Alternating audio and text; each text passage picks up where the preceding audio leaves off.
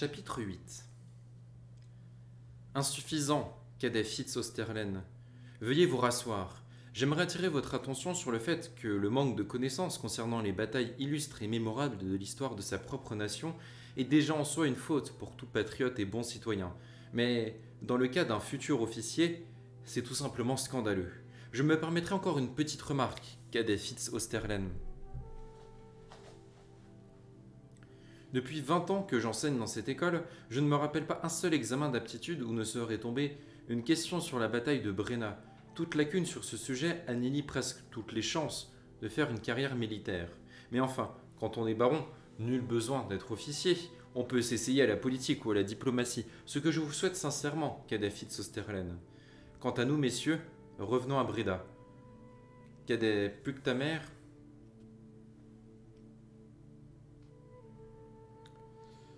Présent. Au tableau, je vous prie. Veuillez reprendre à l'endroit où monsieur le baron, abandonné par sa faconde, s'est arrêté. À vos ordres, le feld-maréchal Menno Cohen avait décidé d'effectuer des manœuvres et une marche rapide vers l'ouest, la patrouille de reconnaissance l'ayant informé que l'armée de Nördling allait porter secours à la forteresse assiégée de Mayenne.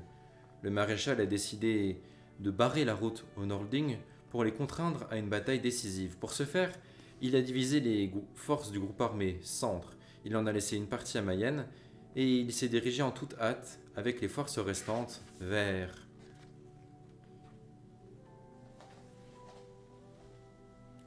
Cadet Puttkamer, vous n'êtes pas un écrivain des belles lettres, vous êtes un futur officier. Que veut dire ce force restante? Je vous prie de me donner l'ordre de bataille précis du groupe d'attaque du maréchal Coehorn, en utilisant la terminologie militaire. À vos ordres, monsieur le capitaine de cavalerie. Le feld-maréchal Korn avait deux armées sous son commandement. La 4e armée montée, dirigée par le général-major Marcus Brabant, le saint patron de notre école. Très bien, cadet Puttkamer. Flagorde merdeux, siffla le cadet Fitz Osterlen depuis son banc. Ainsi que la 3e armée, commandée par le lieutenant-général Retz de Mélistock. Dans la composition de la 4e armée, qui comptait au moins 20 000 soldats, entraient la division Venedal, la division Magne, la division Frundesberg, la 2e brigade vicovarienne, la 7e brigade néerlandaise, ainsi que les brigades Nausicaa et Vrided. Dans la composition de la 3e armée entraient la division Abba, la division d'Etwen, ainsi que la division...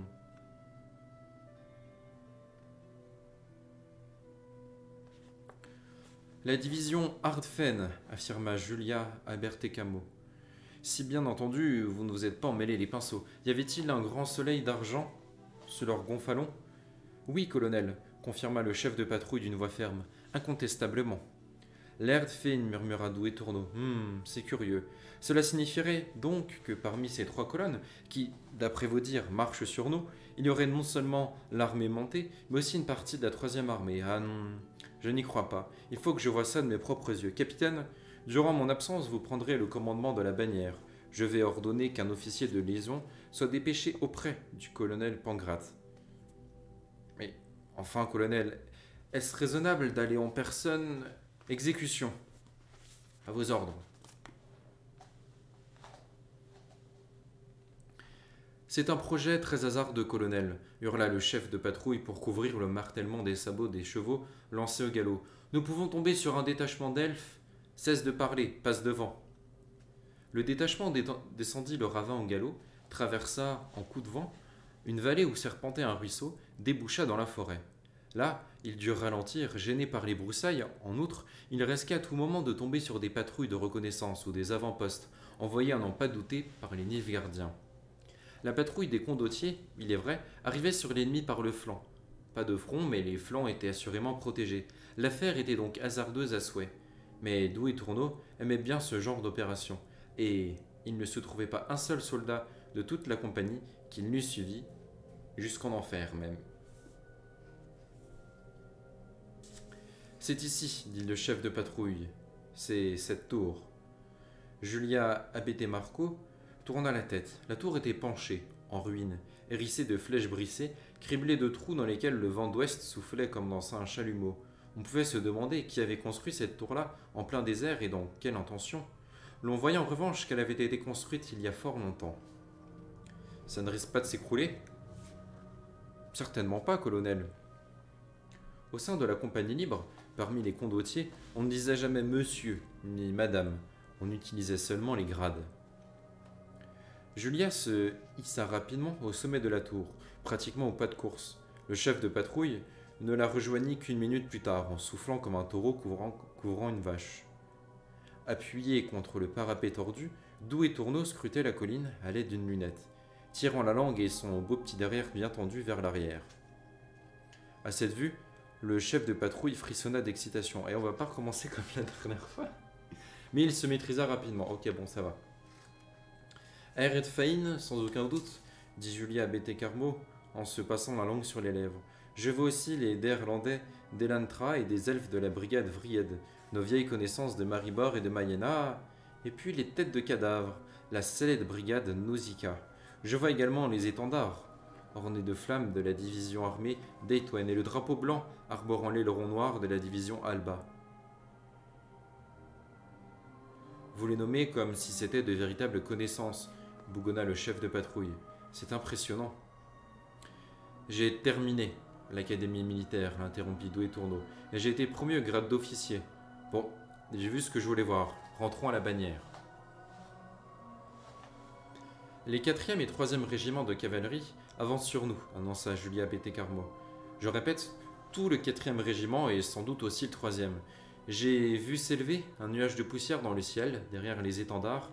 À vue de mai, quelques 14 000 cavaliers arrivent par là, réunis dans ces 3 colonnes. Peut-être même davantage, peut-être Korn a-t-il divisé le groupe armé centre, acheva Adam Adieu Pangrate, le chef de la compagnie libre. Peut-être n'a-t-il pris que le 4e régiment et la cavalerie du 3e sans l'infanterie pour aller vite. Ah, Julia, si c'était moi qui étais à la place du connétable Natalis ou du roi Foltest. Les yeux doux de Les Tourneaux lancèrent des éclairs. Je sais ce que tu ferais.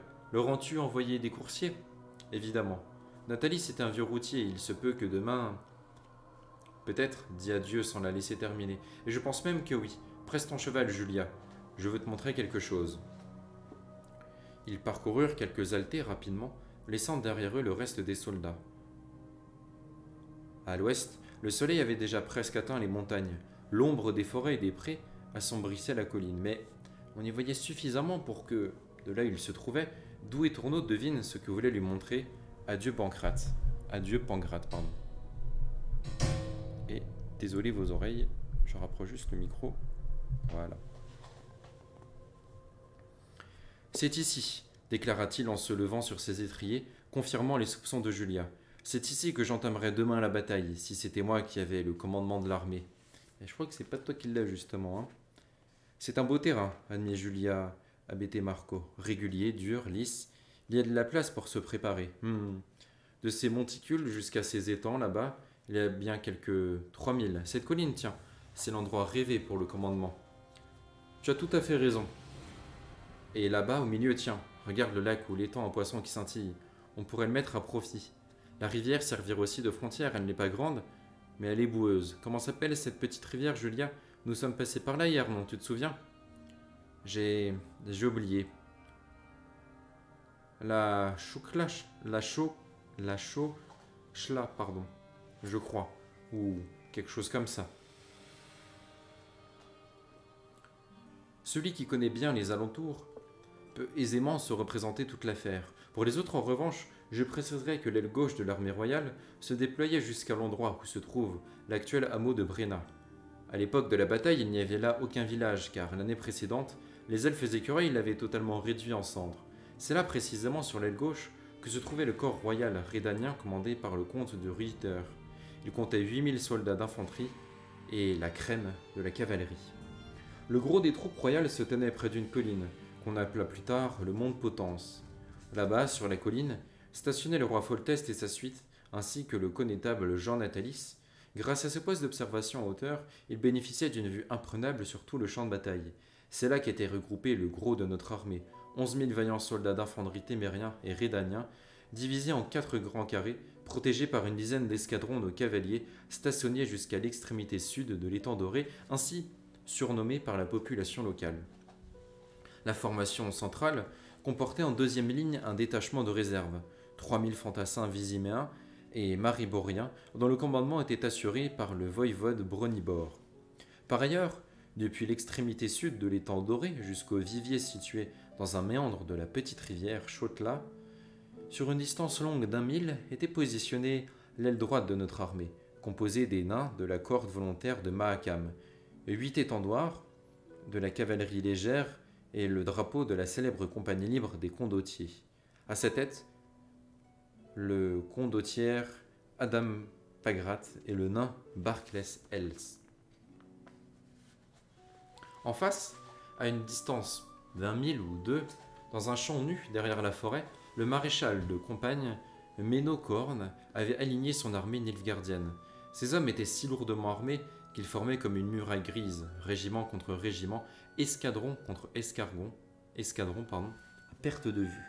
À en juger par la forêt d'étendards et de lances qui se dressait vers le ciel, l'on pouvait aisément deviner que les rangs des soldats de Nilfgaard étaient aussi impressionnants de face que de côté, car cette armée était aussi composée de 46 000 soldats, ce que peu de monde savait alors, et heureusement, car plus d'1 an déjà, à la seule vue de la puissance nilfgaardienne, avait senti son courage l'abandonner quelque peu. Même les plus audacieux sentirent leur cœur commencer à battre plus fort sur leur cuirasse, à tambouriner comme des marteaux, car il devint manifeste que c'était une bataille dure et sanglante qui allait s'engager sous peu, et que plus d'un parmi eux ne verrait pas le coucher du soleil. Retenant les lunettes qui glissaient de son nez, Jarre relut une nouvelle fois le passage qu'il venait d'écrire. Il poussa un soupir, passa une main sur son crâne chauve, après quoi il prit son éponge, l'essora légèrement et effaça la dernière phrase. Le vent sifflait dans les feuillages du tilleul, les abeilles bourdonnaient, les enfants criaient à qui mieux mieux pour se faire entendre. Un ballon roula sur la pelouse et s'arrêta au pied du vieillard. Avant qu'il n'eût le temps de baisser, il était désormais gauche et maladroit, l'un de ses petits-enfants avait surgi près de lui comme un jeune loup pour s'emparer du ballon et heurta la table, qui se mit à vaciller. De sa main droite, Jarre sauva l'encris de la chute, et de son moignon, il retint les feuilles de papier. Les abeilles bourdonnaient, chargées de petites boules jaunes de pollen d'acacia. Jarre se replongea dans son écriture. Le petit matin était maussade, mais à travers, les nuages perçaient le soleil, et sa position dans le ciel témoignait des heures écoulées. Le vent se leva, les fanions s'agitèrent et claquèrent comme des nuées d'oiseaux prêts à l'envol. Quant à l'armée de Nilfgaard, elle stationnait toujours, au point que tous commençaient à s'interroger, se demandant pourquoi le maréchal Ménocorne ne donnait pas l'ordre à ses troupes d'avancer.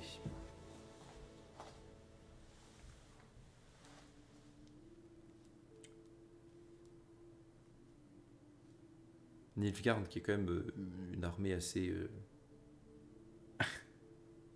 badass, dira-t-on.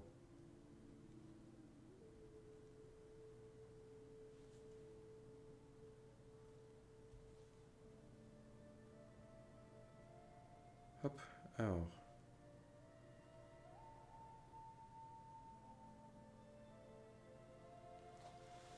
On va reprendre un peu de thé avant de continuer la suite du chapitre.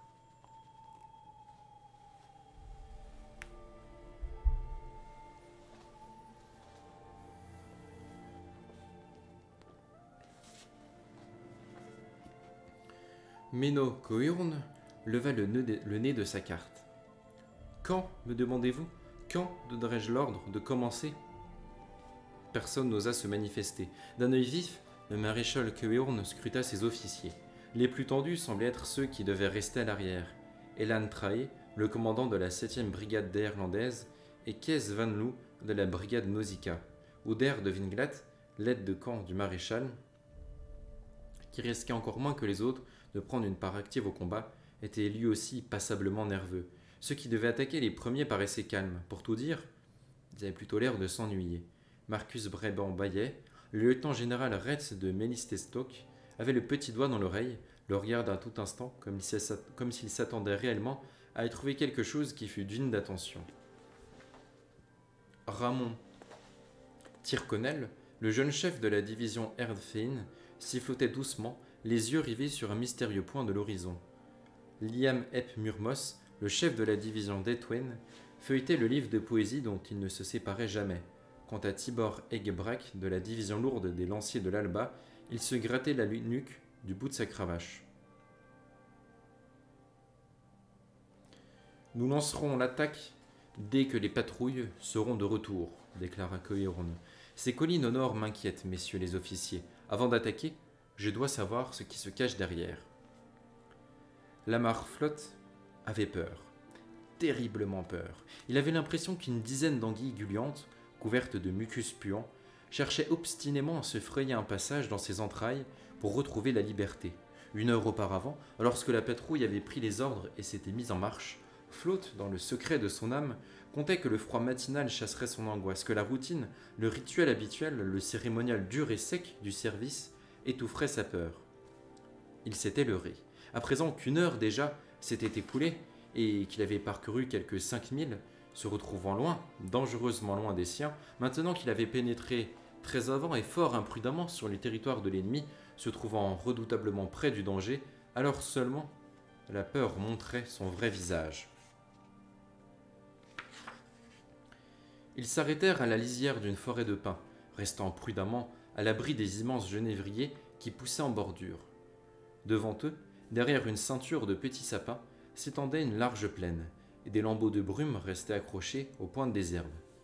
« Personne, estima Flore. Il n'y a pas âme qui vive, rentrons. Nous sommes déjà allés trop loin. » Le maréchal des logis le regarda de travers. Loin ? Ils avaient à peine parcouru 1 mille et encore, en se traînant comme des tortues boiteuses. Ça vaudrait quand même le coup d'aller jeter un coup d'œil derrière ces hauteurs, lieutenant, dit-il. De là-haut, sur ces 2 collines, j'ai comme l'impression qu'on aura une meilleure vue. Si quelqu'un arrivait par là, impossible de ne pas le remarquer. Alors, on y fait un saut, ça ne représente que quelques haltées tout au plus.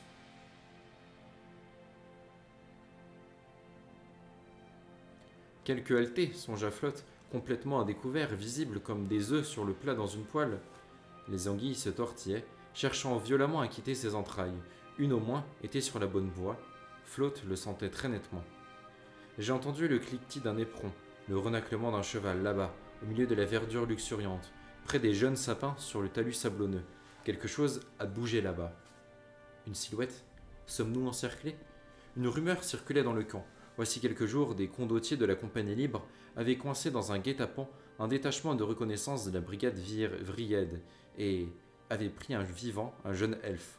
On racontait qu'il l'avait castré, lui avait arraché la langue, coupé tous les doigts d'une main, et pour finir, il lui avait crevé les yeux, après quoi, il s'était moqué de lui. Tu n'auras plus l'occasion de batifoler avec ton elfe élégante, tu n'auras même plus la possibilité de voir comment elle batifole avec les autres.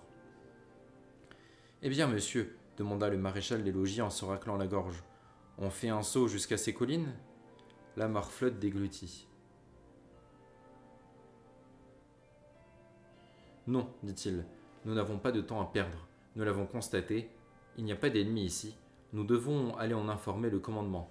Demi-tour. Et c'est ainsi qu'après des tomes entiers à être une armée dominante, Nilfgaard va sûrement perdre une bataille suite à un éclaireur un peu trop heureux. Dommage. Mais Cohorn écouta le rapport jusqu'au bout, puis il leva la tête de ses cartes. « À vos bannières !» ordonna-t-il sèchement. « Monsieur Bréban, monsieur de Mélistock, à l'attaque !» « Vive l'empereur !» hurlèrent Tyrconnel et Egbrac. Cohorn leur lança un regard étrange. « À vos bannières !» répéta-t-il. « Que le grand soleil illumine votre gloire !»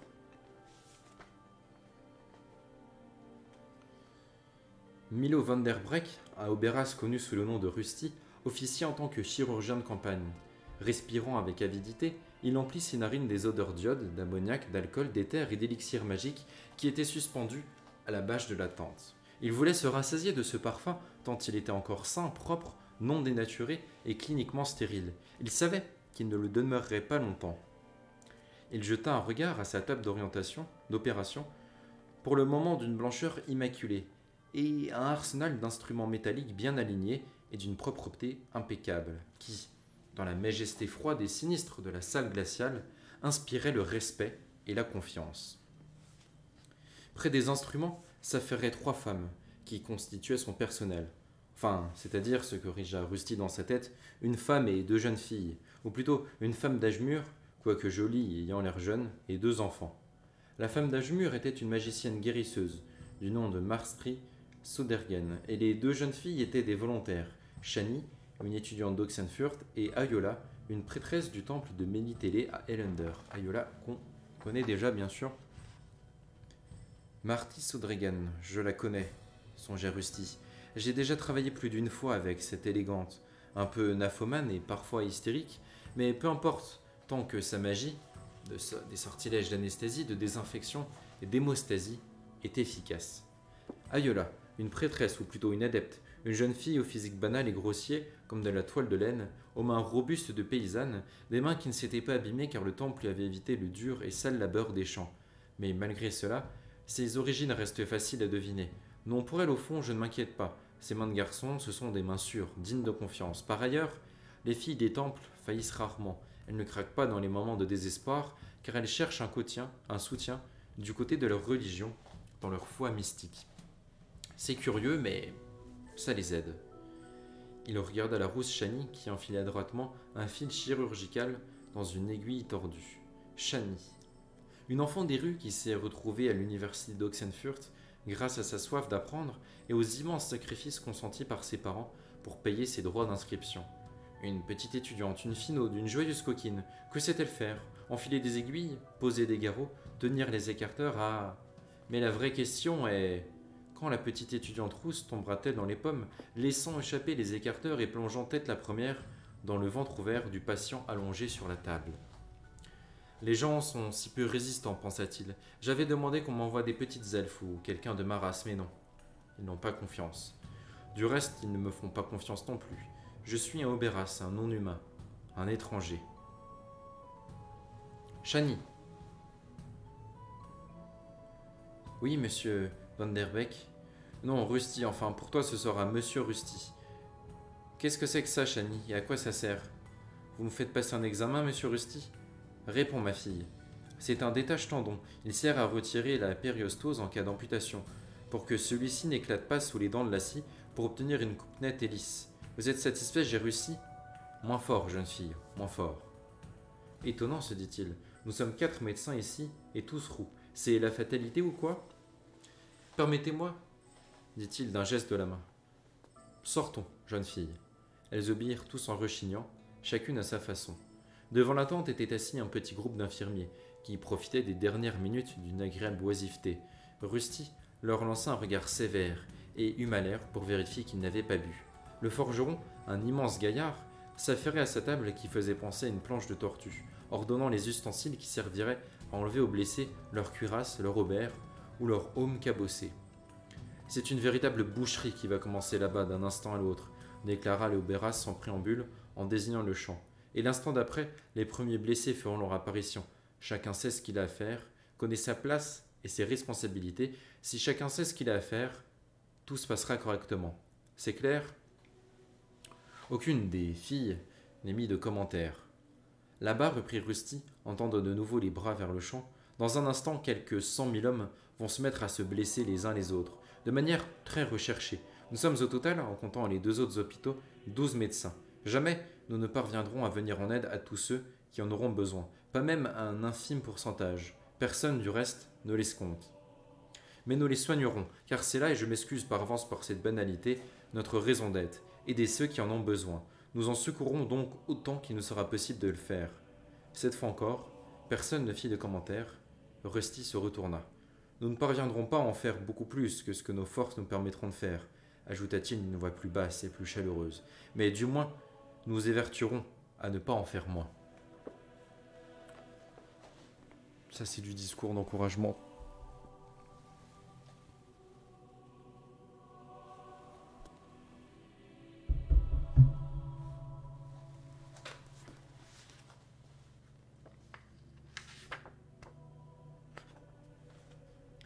Ils ont bougé, affirma le connétable Jean Natalis. Il essuya sa main trempée de sueur sur sa hanche. Votre Altesse royale, Nilfgaard a bougé, il marche sur nous. Le roi Foltest, maîtrisant son cheval, un étalon gris au harnais décoré de fleurs de lys, qui caracolait, tourna vers le connétable son beau profil, digne d'être frappé sur une pièce de monnaie. Dans ce cas, il s'agit de les accueillir comme il se doit. Monsieur le connétable, messieurs les officiers. Mort au noir hurlèrent à l'unisson la condottière Adam, Adieu, Pancrate et le comte de Ruyter. Le connétable se tourna vers eux quelques secondes, puis il se redressa et inspira profondément. À vos bannières! On entendait au loin rouler les cymbales et les tambours, gronder les chronomores, les cors et les olifants. La terre, frappée de milliers de sabots, trembla. Heureusement qu'on est en train de lire une scène de bataille, parce que sinon, petite pensée pour ceux qui arrivent sur le stream à ce moment-là.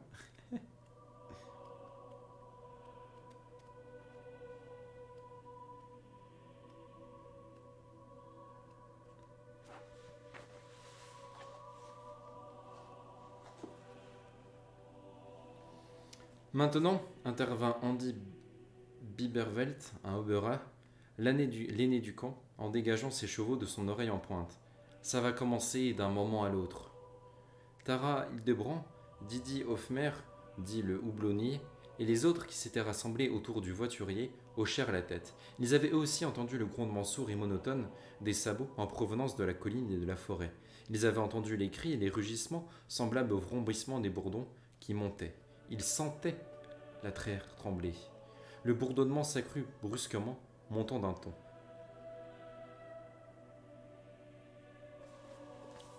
Je propose quand même peut-être de changer de musique parce que bon, c'est pas la meilleure musique adaptée à la scène actuellement.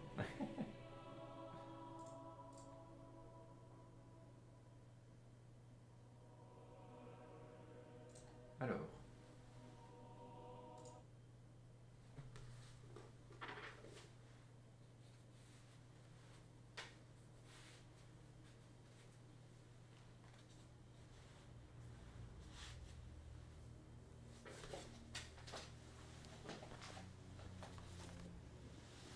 Nous disions donc.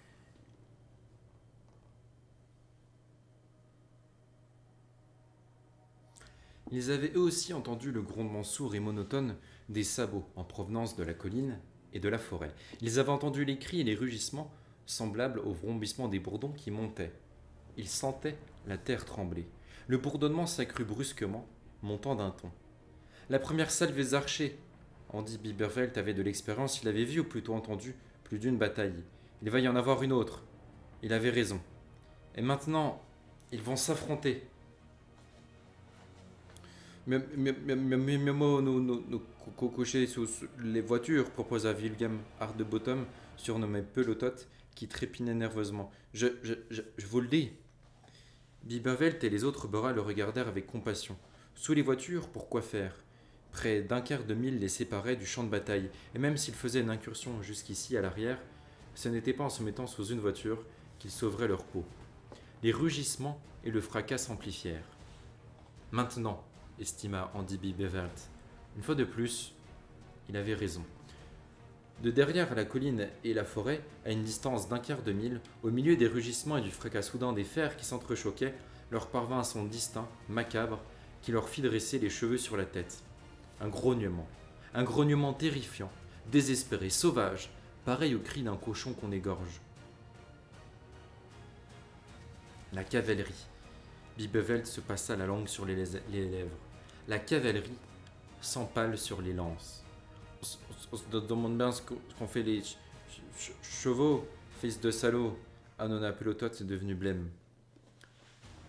Pour la énième fois, Jarre effaçait une phrase qu'il venait d'écrire. Il ferma les yeux à demi en se remémorant ce jour-là. Quand les deux armées s'étaient affrontées, quand, pareil à des molosses enragés, elles s'étaient sautées à la gorge, empoignées dans une étreinte mortelle. Il cherchait les mots qui auraient pu décrire au plus près cet instant. En vain. La formation en triangle de la cavalerie s'enfonça avec force dans le carré, tel un immense poignard. La division Alba brisa tout ce qui bloquait l'accès au corps vivant de l'infanterie témérienne. Lances, vougues, hallebardes, piques, pavois et écus. Tel un poignard, la division Alba pénétra dans le corps vivant et fit couler le sang. Du sang dans lequel pataugeaient à présent les chevaux. Mais la lame du poignard avait beau être enfoncée profondément, elle n'avait pas atteint le cœur, ni aucun autre organe vital.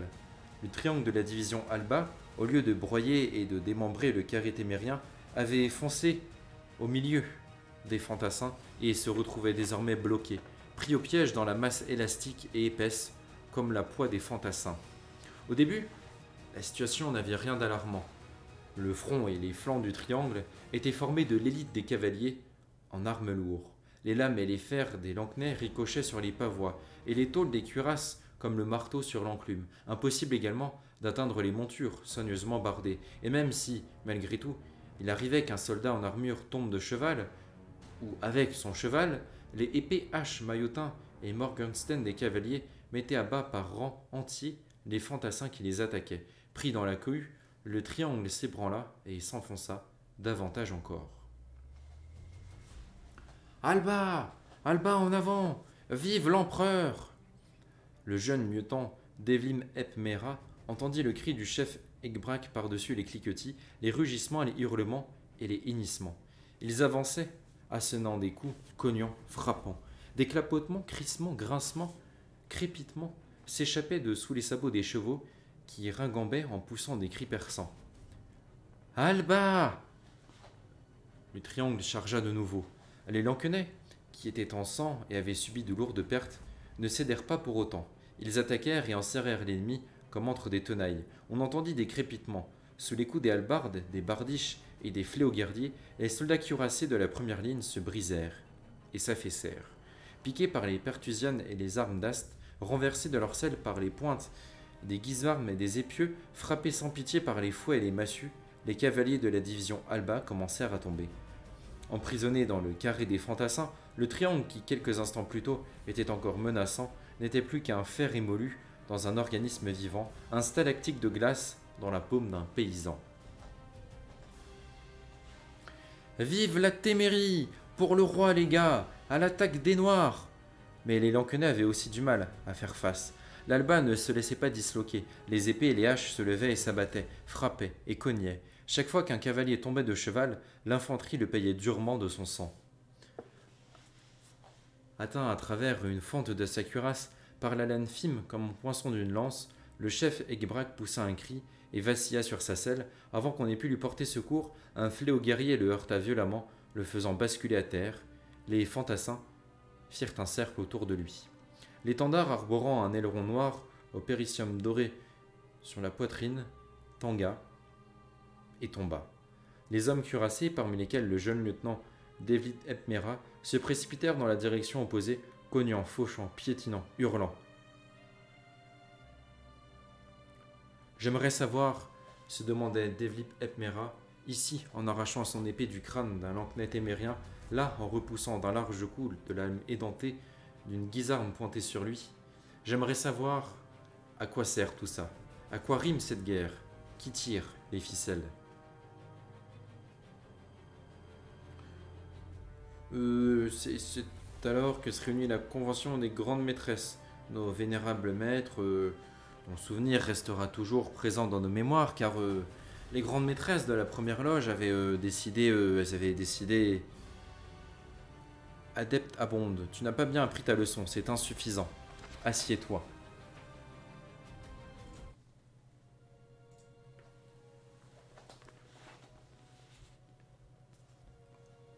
Petite pause dans la bataille, du coup, apparemment.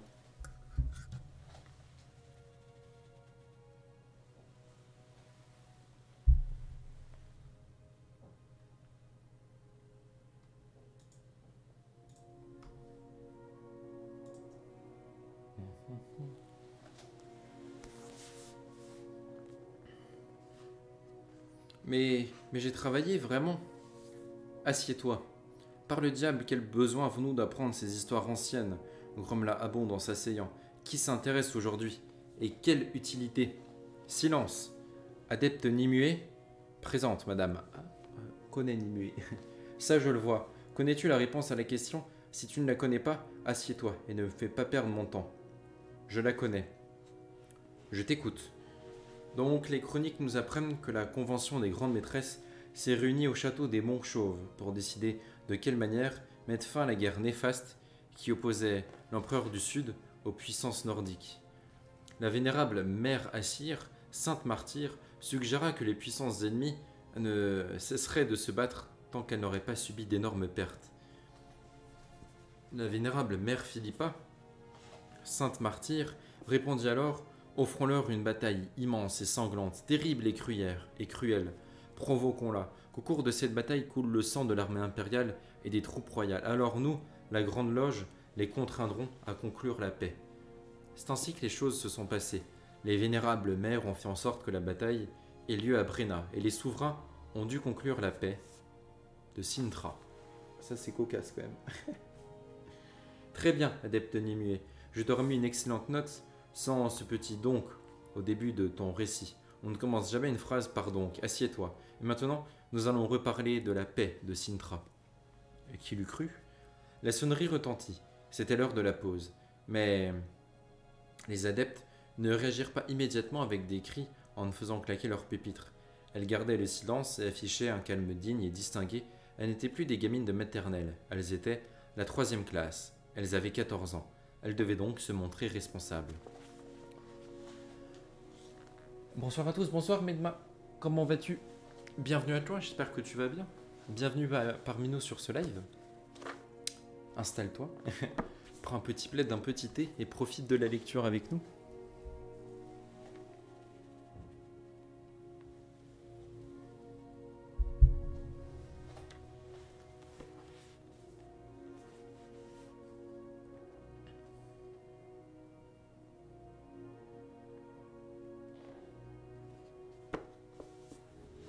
Hop. Alors, en voyant la page en dessous, je pense qu'on a le plaisir de repasser. Let's go sur la scène de la bagarre, bien sûr.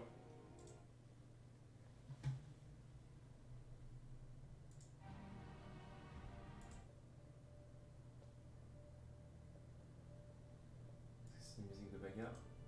Pas tellement. On va peut-être pas mettre l'attaque des titans, je vais avoir des problèmes de droit après. Bon, on va laisser ça.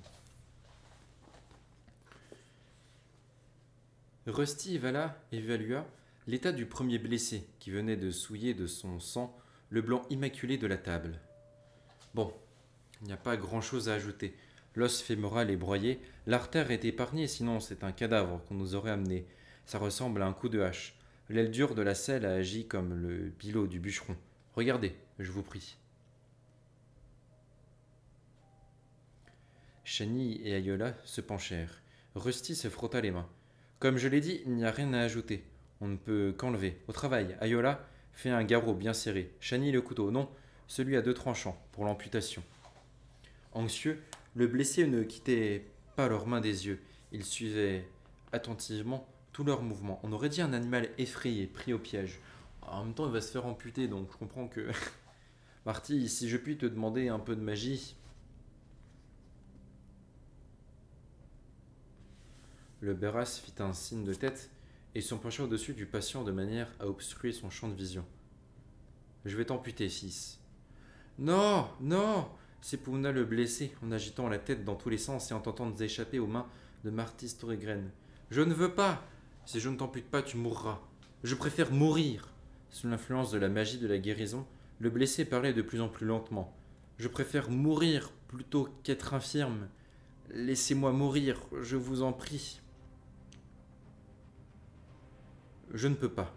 Rusty souleva son couteau. Il regarda la lame d'acier encore immaculée qui brillait. Je ne peux pas permettre que tu meures. Je suis médecin. D'un geste résolu, il planta sa lame dans la chair et sectionna en profondeur. Le blessé hurla. C'était un homme, mais son cri n'avait rien d'humain.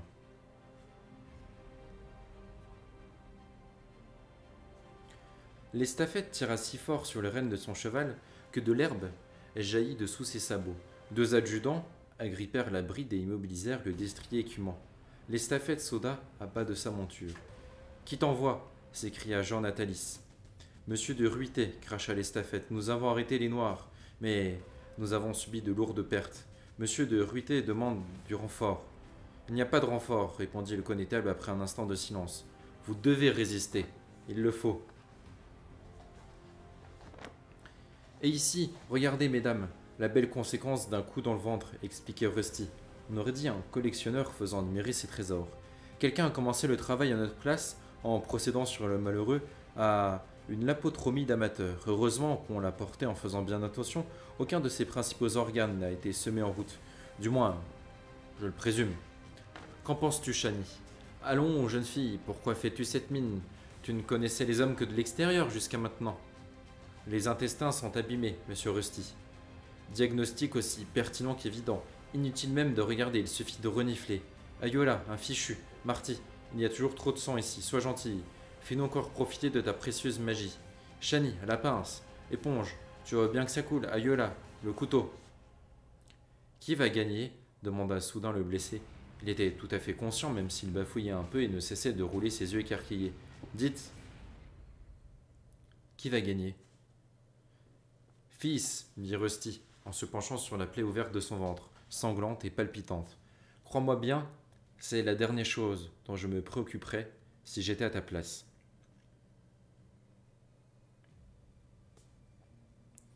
Débuta alors, sur l'aile gauche et au centre de la ligne de front, une terrible et sanglante bataille. Si véhémente et furieuse qu'elle fut, la charge des Nilfgaardiens se heurta aux forces de l'armée royale, comme la vague se brise contre les rochers. Car l'armée du roi Foltest comptait en son sein des soldats d'élite, les bannières cuirassées décisives de Maribor, Vizima et Trétogor, ainsi que des lansquenets témériens opiniâtres, mercenaires professionnels, qui ne se laissaient pas intimider par la cavalerie. Ils résistaient avec obstination, exactement comme les rochers face à la mer. La bataille se poursuivit ainsi, sans que l'on puisse déterminer qui prenait l'avantage, c'est bien connu. Les vagues frappent sans cesser les rochers, sans faiblir, ne cédant un peu de terrain que pour frapper de plus belle, tandis que les rochers, eux, restent en place, toujours visibles au milieu des vagues bouillonnantes. Les choses en allèrent autrement pour l'aile droite des armées royales. Pareil au vieux coq qui sait quand passer à l'offensive, le maréchal de campagne Ménokéorn savait où porter son attaque. Commandant avec une poigne de fer ses divisions d'élite, les lanciers de la Détoine et les cuirassés de l'Erdfehen, il frappa à la charnière des lignes situées au-dessus de l'étang doré, là où étaient stationnées les bannières de Bruges. Les soldats de Bruges avaient beau se défendre avec bravoure, ils se révélèrent plus faibles, tant du point de vue de l'armement que de la force morale. Ils ne résistèrent pas à la poussée nilfgaardienne. 2 gonfalons de la compagnie libre se portèrent séance tenante à leur secours, sous le commandement de l'émérite Adam Pangrat et stoppèrent Nilfgaard, le payant cependant chèrement de leur sang. Mais un risque d'encerclement menaçait les nains de la cohorte volontaire, et un éclatement de leur formation mettait en péril l'armée royale au complet. Jarre trempa sa plume dans l'encrier. Ses petits-enfants piaulaient dans le fond du jardin, leur rire retentissait comme des petites cloches de cristal. Jean Natalis, qui était très vigilant, se rendit compte cependant du danger qui menaçait et comprit en un éclair ce qui se tramait. Aussi dépêcha-t-il sans tarder un coursier auprès des nains, après lui avoir remis un ordre pour le colonel Elsa. Le cornette Aubry avait 17 ans, et la naïveté de son âge. Il s'était imaginé qu'avec sa Chiquita, une jument agile et fringante comme une biche, il lui faudrait tout au plus une dizaine de minutes, pas davantage, pour parvenir jusqu'à l'aile droite, transmettre les ordres et revenir sur le flanc. Avant même d'atteindre l'étang doré, il comprit 2 choses. Premièrement, il lui était impossible de prévoir quand il arriverait sur l'aile droite et quand il pourrait revenir. Deuxièmement, la vélocité de Chiquita lui serait utile. Vraiment, très utile. Dans le champ situé à l'est de l'étang doré, la bataille faisait rage. Les Noirs étaient aux prises avec la cavalerie brugeoise qui protégeait les rangs de l'infanterie. Le cornette vit soudain des silhouettes en manteau vert, jaune et rouge jaillir du tourbillon de la bataille. Comme des étincelles, comme des petits éclats d'une vitre brisée, épuisés, ces combattants se sauvaient vers la rivière Chotla. Derrière eux, les Nilfgaardiens déferlèrent un tel torrent noir. Aubry éperonna son cheval, secoua les rênes, prêt à faire demi-tour et à se sauver en rejoignant la route des fuyards et de leurs poursuivants. Le sentiment du devoir l'emporta. Le cornette se plaqua contre la crinière de son cheval et fila au grand galop. Autour de lui, tout n'était que clameur, piétinement, grondement, cliquetement métallique et scintillement. Des silhouettes se mouvaient en tous sens, en permanence devant lui, comme dans un kaléidoscope géant. Quelques brugeois, acculés à l'étang, opposaient une résistance désespérée. Rassemblés en masse autour des étendards à la croix ancrée, sur le champ de bataille, les Noirs massacraient les soldats de l'infanterie disséminés, privés de soutien. Aubry eut soudain la vue masquée par un manteau noir marqué du signe du soleil argenté. « Evgir, Nordling !» Aubry hurla. En réaction au hurlement de son maître, Chiquita bondit tel un véritable cerf et lui sauva la vie, le mettant hors de portée de l'épée nilfgaardienne. Soudain, des flèches et des traits sifflèrent au-dessus de la tête du cornet, des silhouettes se mirent de nouveau à s'agiter devant ses yeux. Où suis-je? Où sont les nôtres? Où est l'ennemi? Edgir Mori, Norlding! Un bruit sourd, des épées qui s'entrechoquent, un cheval qui hennit, un hurlement. Stop avorton! Pas par là!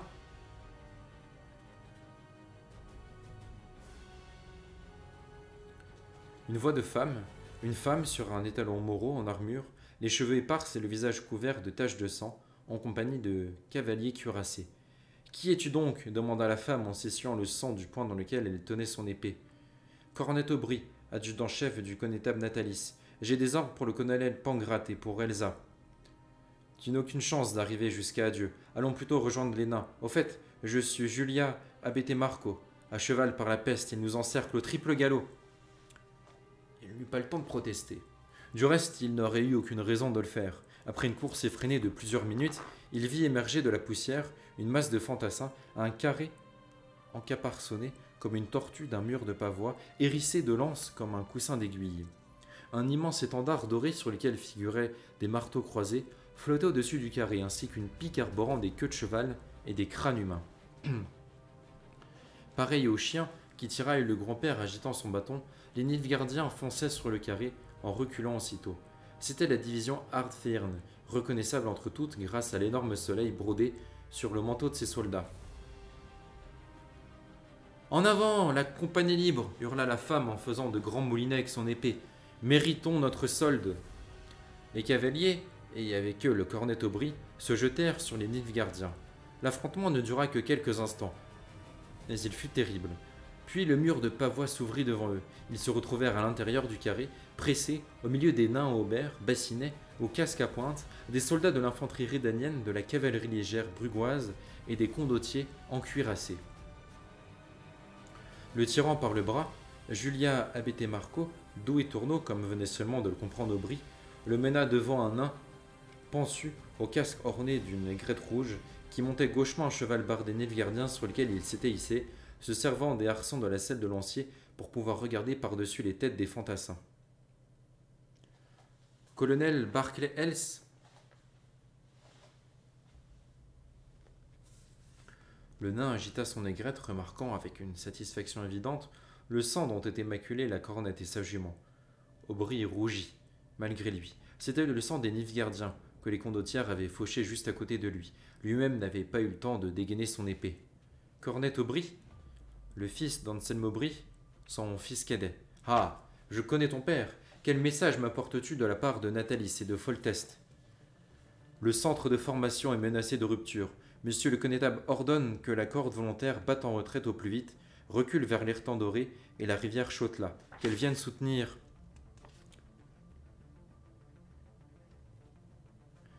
Ces paroles furent couvertes par un cri, un fracas et le hennissement perçant d'un cheval. Aubry comprit soudain combien il était absurde de vouloir transmettre ses ordres. Il ne signifiait rien pour Barclay Else, pour Julia Abete et Carmo, pour ce carré de nains dont l'étendard doré au marteau croisé flottait au-dessus d'une mer noire de nilfgaardiens qui les entourait et les assaillait de toutes parts. J'ai été retardé, gémit-il, je suis arrivé trop tard. Doué tourneau pouffa, Barclay Else afficha un large sourire. Non, Cornet, dit-il, c'est Nilfgaard qui est arrivé trop tôt.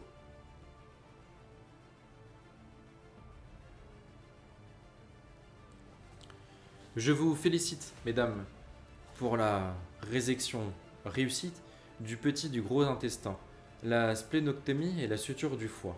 J'attire votre attention sur le temps qu'il nous a fallu pour réparer cette blessure, infligée en l'espace d'une fraction de seconde seulement à notre patient au cours de la bataille. Je le recommande comme matière à réflexion. À présent, Chani, tu vas recoudre le patient. Mais je n'ai encore jamais fait ça, monsieur Rusty. Faut bien commencer un jour. Le rouge avec le rouge, le jaune avec le jaune, le blanc avec le blanc. Garde bien ces règles en tête, et ça se passera sûrement très bien.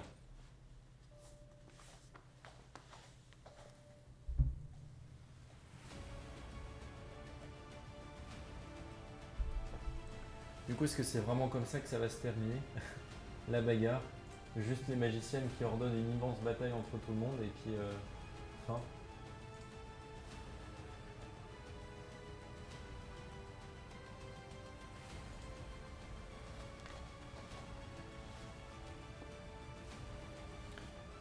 Pardon s'exclama Barclay Else en tirant sur sa barbe.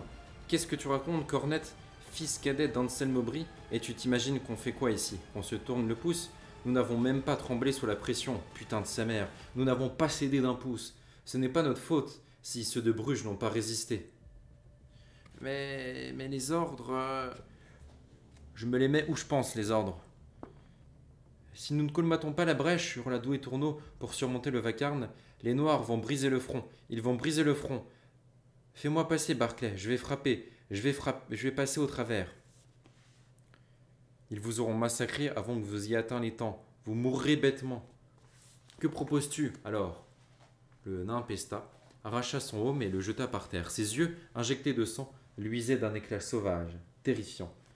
Chiquita, effrayée par les hurlements, ne cessait de caracoler près de son maître. Faites donc venir ici Yarpen Zigrin et Denis Cromer, au pas de course. Il suffisait de le regarder pour deviner que les deux nains sortaient d'une bataille acharnée. Ils étaient couverts de taches de sang. Les paulières en métal de l'un portaient la trace d'un coup puissant. La tôle était dressée à pic. Le deuxième avait la tête entourée d'un bandage imprégné de sang. Tout va bien, Zigrin? Je me demande bien pourquoi tout le monde me pose cette question, dit le nain en soufflant. Barclay se retourna et planta ses yeux dans ceux des cornettes. Alors, fils cadet d'Anselm, grogna-t-il, le roi et le connétable ordonnent qu'on aille les soutenir? Eh bien, ouvre grand les yeux. Tu vas avoir de quoi observer. Par la peste, rugit Rusty en bondissant et agitant son scalpel. Pourquoi ça doit se passer ainsi, sacre bleu? Personne ne lui répondit. Marty Sodregan se contenta d'écarter les mains. Chani baissa la tête. Ayola renifla. Le patient qui venait de mourir semblait regarder le plafond. Ses yeux étaient immobiles et vitreux. Sus! À l'attaque! Les fils de salauds à la potence! Maintenez les rangs! Rugissait Barclay Else. En cadence! Maintenez la formation! En rang serré! En rang serré! On ne me croira pas, songeait le cornet Aubry. On ne me croira pas. On ne me croira jamais. Quand je raconterai ça. Ce carré lutte alors qu'il est encerclé, entouré de tous côtés par la cavalerie, tiraillé, sabré, frappé et piqué. Et malgré tout, il avance. Il avance serré, compact, protégé par son mur de pavois. Il avance, piétinant et écrasant les cadavres. Il repousse devant lui la cavalerie, la division d'élite Hardfirn, et il avance. Sus!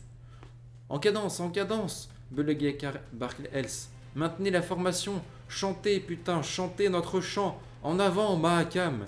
Plusieurs milliers de gosiers nains entonnèrent le fameux chant guerrier de Mahakan. Ouh, vous allez voir ce que vous allez voir, ce bordel, cher habitué, va pas tarder, vous allez voir, du sol au plafond à s'écrouler. Ouh. Su, en avant, la compagnie libre. Au rugissement retentissant des nains se mêla, telle la fine lame anguleuse d'une miséricorde, la voix de soprano de Julia Abete-Marco. Les condottières s'arrachèrent du rang et foncèrent sur la cavalerie. C'était une initiative parfaitement suicidaire, et les Nilgardiens reportèrent aussitôt l'élan de leur assaut contre les mercenaires désordonnés, désormais privés du soutien des hallebardes, lances et pavois des nains. Au milieu du fracas, des hurlements et des glapissements des chevaux, la cornette Aubry se recroquevilla instinctivement sur sa selle. Il fut frappé dans le dos et sentit que la cohue l'entraînait avec son cheval en direction de la plus grande des pagailles et de la plus terrifiante des boucheries. Il saisit fermement la poignée de son épée, qui lui parut soudain glissante et étrangement peu maniable.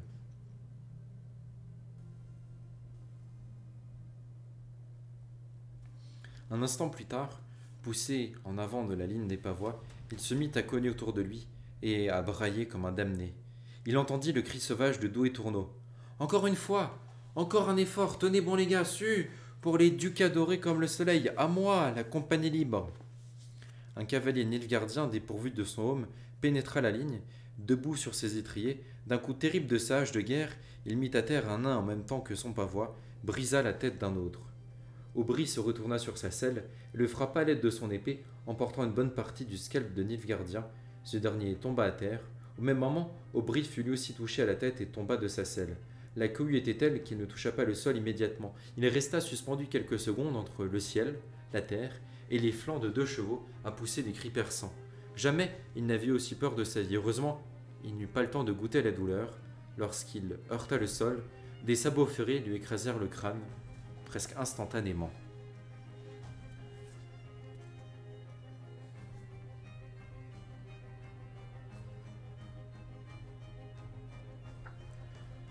65 ans plus tard, interrogé sur cette fameuse journée, sur le carré avançant dans le champ de Brenna en direction de l'étang doré, piétinant les cadavres de ses amis et de ses ennemis, la vieille femme sourit, creusant davantage la ride de son visage bruni et flétri comme un pruneau.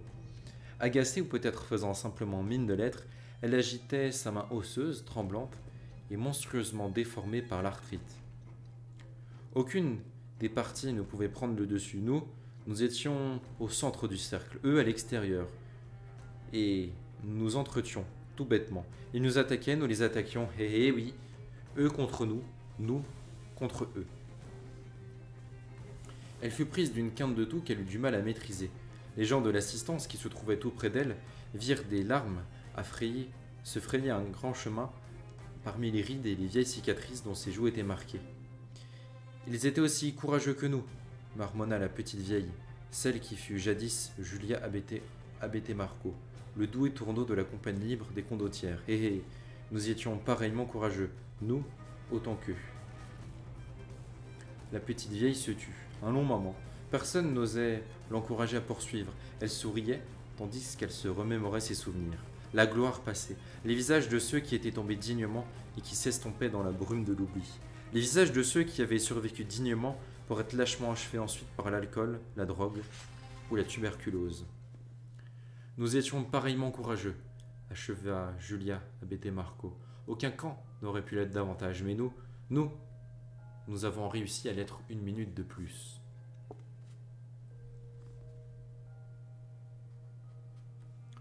Marty, je t'en prie, accorde-nous encore un peu de ta magie miraculeuse, ne serait-ce que 100 grammes. Le ventre de ce malheureux n'est qu'un immense goulash, assaisonné qui est plus est d'innombrables mailles d'aubert. Je ne peux rien faire tant qu'il ne cessera de frétiller comme un poisson éventré. Chani, sacrebleu, tiens les crochets. Ayola, tu dors par la peste. La pince, la pince. Ayola prit une profonde inspiration, avala péniblement la salive qui emplissait sa bouche. Je vais m'évanouir, se dit-elle. Je ne tiendrai pas. Je ne supporterai pas cela plus longtemps. Cette affreuse puanteur où se mêle l'odeur du sang, celle du vomi, des sels, de l'urine, de la sueur, de la peur et de la mort.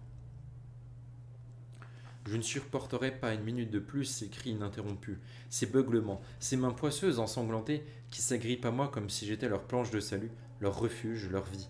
Je ne supporte pas l'absurdité de ce que nous faisons ici, car c'est une absurdité, une énorme, une immense absurdité. Je ne supporte plus les efforts, la fatigue, on nous amène de nouveaux blessés sans arrêt, encore et toujours. Je ne tiendrai pas, je vais vomir, m'évanouir.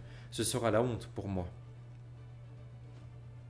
Une serviette, un tampon, la pince intestinale, pas celle-là, la pince molle. Fais attention à ce que tu fais, si tu refais une erreur de ce genre, je t'envoie mon poing dans la figure. Tu entends, la rouquine? Grande Méditélé, aide-moi, je t'en supplie. Et voilà, on voit tout de suite l'amélioration. Encore une pince, prêtresse. Bien, bien, Yola, continue comme ça. Marty, essuie-lui les yeux et le visage, et à moi aussi.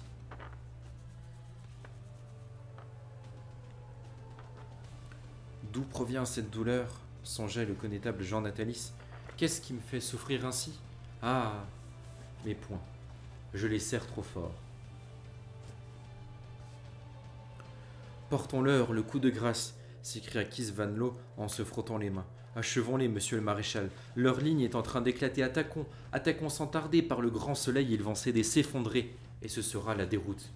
Nerveux, Ménécoorn se mordit un ongle. Quand il se rendit compte qu'on l'observait, il sortit aussitôt son doigt de sa bouche. Frappons, répéta Kees Van Loo plus calmement, sans emphase cette fois. La Nausicaa est prête. La Nausicaa doit rester où elle est, dit Méno d'un ton sec. La Déirlandaise aussi, monsieur Feiltarna. Le commandant de la brigade Vried, Isgrem Feiltarna, surnommé le loup de fer, se tourna vers le maréchal. Son visage était déformé par une balafre qui partait de son front et courait sur ses sourcils, la base de son nez et de sa joue. Attaquez. À la frontière de la Témérie et de la Rhédanie, là-bas, ordonna Méno en désignant l'endroit de son bâton. L'elfe répondit par un salut. Son visage défiguré n'avait même pas frémi, ses yeux immenses restaient impassibles. Des alliés, songea Méno, des partenaires. Nous luttons ensemble contre un ennemi commun. Mais Je ne les comprends pas du tout, ces elfes. Ils sont différents. Ils ne sont pas comme nous.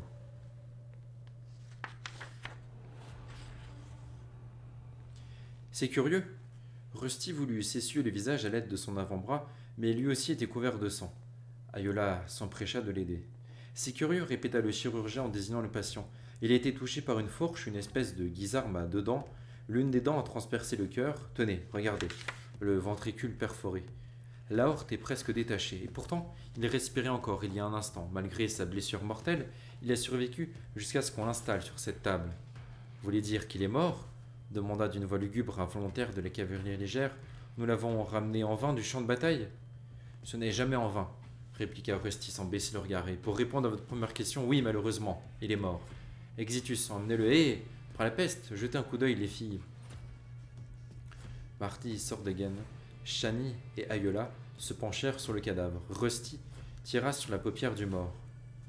Avez-vous déjà vu chose pareille? Toutes trois frémirent. Oui, répondirent-elles à l'unisson.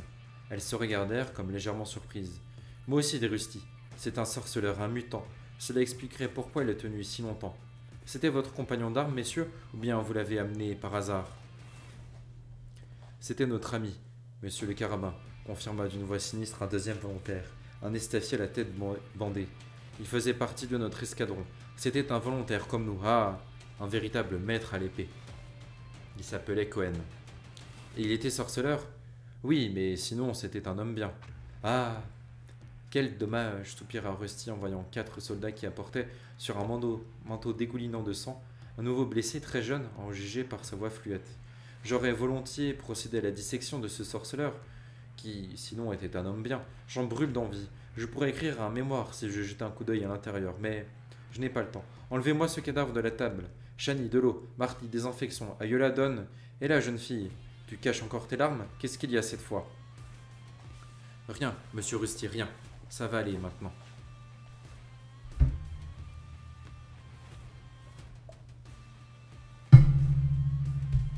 Mes excuses pour vos oreilles.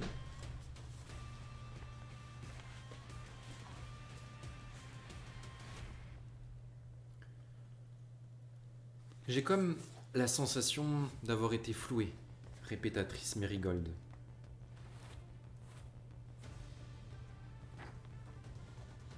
Nénéké resta longtemps sans répondre, observant, depuis la terrasse, le jardin du temple où les prêtresses et les adeptes s'activaient. L'heure était aux travaux printaniers. Tu as fait un choix, dit-elle enfin. Tu as choisi ta route, Triss, ton propre destin, de ton plein gré. Il est trop tard pour les regrets. Nénéké, dit la magicienne en baissant les yeux, je ne peux vraiment pas t'en dire davantage, c'est la vérité, pardonne-moi. Qui suis-je pour te pardonner? Et que t'apporterait mon pardon? Mais je vois bien de quel œil tu me regardes, explosa Triss. Toi et tes prêtresses, je lis sans cesse les mêmes questions dans vos yeux. Que fais-tu ici, magicienne? Pourquoi n'es-tu pas là où sont Ayola, Urned, Kadje, Mira et Jar? Tu exagères, Triss. La magicienne avait le regard tourné vers l'horizon, vers la forêt bleuissante derrière le temple, la fumée des yeux lintoins. Nénéké restait silencieuse. Son esprit était loin, lui aussi, à l'endroit où la bataille faisait rage et où coulait le sang. Elle pensait aux jeunes filles qu'elle avait envoyées là-bas. Elles m'ont tout refusé, dit Triss. Nénéké restait silencieuse. Elles m'ont tout refusé, répéta Triss. Elles, si intelligentes, si raisonnables, si logiques, comment ne pas les croire quand elles vous expliquent qu'il y a des causes essentielles et d'autres moins importantes auxquelles il convient de renoncer sans réfléchir, sans une once de regret? Que sauver des gens que l'on connaît et que l'on aime n'a pas de sens, car il s'agit d'individus. Or, le sort des individus est sans signification au regard des enjeux du monde. Que lutter pour défendre l'honneur et des idéaux n'a pas de sens, car ce sont, d'après elle, des conceptions vides, que le véritable champ de bataille pour les enjeux du monde est ailleurs, que c'est ailleurs qu'on va se battre. Et moi, je me sens dépouillé des possibilités de faire des folies. Je ne peux me précipiter comme une folle à la rescousse de Ciri, de Geralt et de Yennefer, et comme si cela ne suffisait pas, dans la guerre en cours à laquelle prennent part tes jeunes adeptes, et que Jar a voulu rejoindre, on me refuse la même possibilité de monter au front, de me tenir une fois encore sur le mont, alors que cette fois, j'ai pleinement conscience d'avoir pris la bonne décision. Chacun d'entre nous doit assumer sa décision, chacun a son mot à gravir, Triss, dit tout bas la grande prêtresse. C'est inexorable. Une vive agitation régnait à l'entrée de la tente. Plusieurs chevaliers se pressaient pour emmener un nouveau blessé. L'un d'eux, en armure complète, ne cessait de pousser des cris, de donner des ordres et d'exhorter tout le monde. Brancardier, bougez-vous, du nerf! Amenez-le ici! Hé, toi, le chirurgien! Je suis occupé, répondit Rusty sans même lever les yeux. Veuillez déposer le blessé sur un brancard, je m'occuperai de lui dès que j'aurai terminé. Tu vas t'occuper de lui sur le champ, stupide carabin. Il s'agit de monsieur le comte de Garamor en personne. Cet hôpital a très peu à voir avec une démocratie, répliqua Rusty en élevant la voix. Il était en colère car le trait d'arbalète brisé, planté dans les viscères du blessé, venait de nouveau de glisser entre ses pinces. C'est en général la crème des adoubés qu'on nous amène ici. Des barons, des comtes, des marquis et d'autres messieurs du même acabit. J'ignore pourquoi, mais peu de gens se préoccupent des blessés aux origines plus modestes. Mais en ces lieux, une certaine égalité règne malgré tout, sur ma table d'opération notamment. Hein? Pardon? Peu importe que cet homme que voici, poursuivit Rusty en replongeant l'explorateur et la pince dans les blessures, à qui je retire actuellement des bouts de fer plantés dans les boyaux, soit un paysan, un scartébalus, un noble ou un aristocrate. Il est allongé sur ma table et, pour moi, si je puis me permettre, votre prince ou le fou du roi, c'est pareil. Pardon? Votre comte attendra son tour. Maudit Aubera. Aide-moi, Chani, prends l'autre pince. Attention à l'artère. Marty, encore un peu de magie, si ce n'est pas trop te demander. Nous avons là une sérieuse hémorragie. Le chevalier fit un pas en avant, faisant grincer son armure et ses dents. Je te ferai pendre, rugit-il. Je te ferai pendre. Barbare. Tais-toi, Pabrock, intervint le comte blessé en se mordant les lèvres. Il avait du mal à parler. Tais-toi, laisse-moi ici et retourne au combat. Seigneur, non, jamais de la vie. C'est un ordre.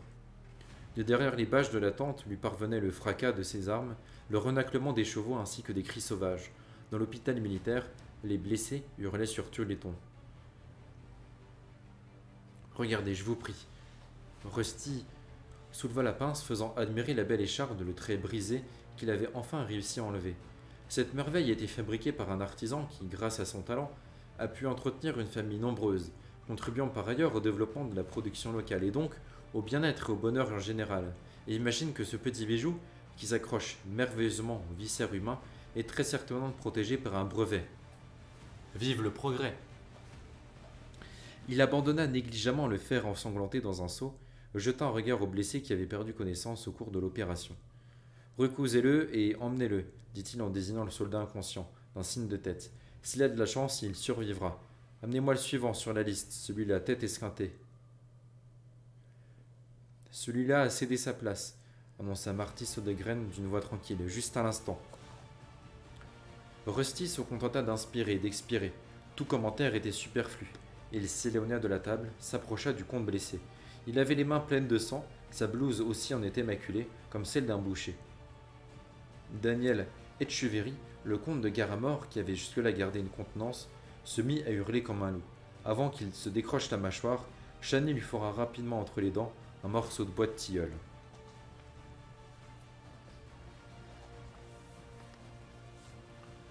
Votre Altesse royale, monsieur le connétable, parle, mon garçon. Les taux se resserrent autour de la corde volontaire et de la compagnie libre, près de l'étang doré. Les nains et les condottières résistent vaillamment, même s'ils ont subi de lourdes pertes. On dit qu'Adieu Pangrate a été tué, ainsi que Frontino et Julia Abete Marco. Tous ont été tués. La bannière de Dorian qui venait à leur secours a été anéantie. La réserve, monsieur le connétable, dit Foltest tout bas d'une voix inintelligible. Si vous voulez mon avis, c'est le moment de faire intervenir la réserve. Que Bronibor envoie son infanterie sur les Noirs, tout de suite. Sinon, ils vont disloquer notre formation, et ce sera la fin. Jean Natalis ne répondit pas, observant au loin le nouvel officier de Lison qui galopait vers eux sur un cheval écumant. « Reprends ton souffle, mon garçon, reprends ton souffle, et parle distinctement. Ils ont rompu le front. Les elfes de la brigade Vried, monsieur de Ruther vous fait dire... Quoi? Parle. Qu'il est temps de sauver des vies. » Jean Natalis leva les yeux au ciel. « Blenkert, dit-il d'une voix sourde, faites venir Blenkert, ou bien que vienne la nuit. » Le sol autour de la tente trembla sous le martèlement des sabots. On aurait dit que la bâche s'était gonflée des cris et des hennissements des chevaux. Un soldat s'engouffra dans la tente, suivi de 2 infirmières. « Fuyez, tout le monde !» hurla un soldat. « Sauvez-vous! Nilfgaard est en train de battre les nôtres. Il nous extermine. C'est la fin. La défaite. » Le scalpel. Rusty écarta son visage pour éviter un jaillissement de sang, une véritable fontaine bouillonnante qui sortait des artères du blessé. La pince et un tampon. La pince, Shani, s'il te plaît. Marty, fais quelque chose pour stopper cette hémorragie. Tout près de la tente, quelqu'un se mit à beugler comme une bête, par à coup. Un cheval poussa un cri perçant. Quelque chose s'effondra sur le sol avec tumulte. Un carreau tiré d'une arbalète traversa la toile avec fracas en sifflant et ressortit de l'autre côté, passant heureusement assez haut pour ne menacer aucun des blessés allongés sur des civières. « Nilfgaard !» s'écria de nouveau le soldat d'une voix tremblante et au perché. « Monsieur le chirurgien, vous n'entendez pas ce que je vous dis? Les troupes de Nilfgaard ont percé les lignes royales. Elles marchent sur nous en massacrant tout le monde sur leur passage. Sauvons-nous !» Rusty prit l'aiguille des mains de Marty Sodergren et commença à suturer. L'homme ne bougeait plus depuis un moment déjà, mais son cœur battait, ça se voyait. « Je ne veux pas mourir !» s'écriaient certains blessés éveillés. Le soldat jura, s'élança vers la sortie, hurla, soudain, bascula en arrière et s'effondra sur le sol. Il pissait le sang. Ayola, qui s'était agenouillé près d'une civière, bondit sur ses jambes, recula. Soudain, le silence se fit. « C'est mauvais signe, » songea Rusty en voyant de nouveaux visiteurs entrer dans la tente. Des elfes, des éclairs argentés, la brigade Vried, la fameuse brigade Vried. « On soigne les blessés ici, » constata le premier soldat, un elfe de grande taille, au beau visage allongé, expressif, et aux grands yeux bleus saphir. Alors, personne ne répondit. Rusty sentit que ses mains commençaient à trembler. Il passa rapidement l'aiguille à Marty, il regarda Shani et vit que son front et les ailes de son nez étaient devenus très pâles. « Alors, qu'en est-il » demanda l'elfe, un accent mauvais dans la voix. « À quoi sert-il que nous nous blessions nos adversaires sur le champ de bataille si vous vous évertuez à les soigner? Nous infligeons des blessures à nos ennemis pour qu'ils en meurent. Et vous les soignez? À mon sens, il y a là un manque de logique absolue et une totale incompatibilité d'intérêts. » Il se pencha et, sans aucune hésitation, enfonça son épée dans la poitrine du blessé qui était allongé sur la civière la plus proche de l'entrée. Un autre elfe frappa un deuxième blessé de son esponton. Un troisième blessé, conscient, tenta de parer le coup en levant sa main gauche sur son moignon droit entouré d'un épais bandage. Shani ne put retenir un cri, perçant, strident, qui couvrit le gémissement inhumain poussé par l'infirme assassiné. Ayola se précipita sur une civière et couvrit de son corps le blessé suivant. Son visage était devenu aussi blanc que la toile du bandage. Ses lèvres commencèrent à trembler, malgré elle. L'elfe cligna des yeux. « Va voir Béana !» aboya-t-il, « ou je te transperce en même temps que lui, Dewan. » Hors d'ici. En 3 enjambées, Rusty avait rejoint Ayola pour la protéger. « Hors de ma tente, assassin. Dégage et retourne sur le champ de bataille. C'est là qu'est ta place, parmi les autres assassins. Tuez-vous les uns les autres si vous voulez, mais dégagez d'ici. » Quand même un certain courage de la part du médecin. Parce que bon, pas sûr que...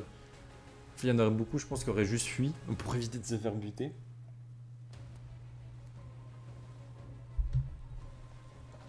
Lui, non.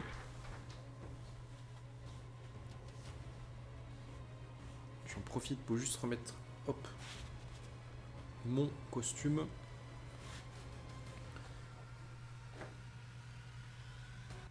Alors, l'elfe baissa les yeux sur le Oberas, pensu et tremblant de peur, dont le sommet de la tête aux cheveux frisés lui arrivait à peine au niveau de la ceinture. « Blodé Férian, siffla-t-il, ôte-toi de mon chemin, larbin des humains. Certainement pas. » Le Bras claquait des dents, mais il parlait distinctement. Le deuxième elfe accourut bouscula le chirurgien du manche de son esponton. Rusty tomba à genoux. Le grand elfe écarta Ayola du blessé d'un geste brusque et leva son épée, avant de se figer en voyant sur le manteau noir enroulé sous sa tête la flamme argentée de la division d'Etwen et les insignes de colonel. Ya Evin s'écria une elfe aux cheveux noirs nattés en s'engouffrant dans la tente. Kem, Veloé, Eswenga Daudwan, Anva, Ested.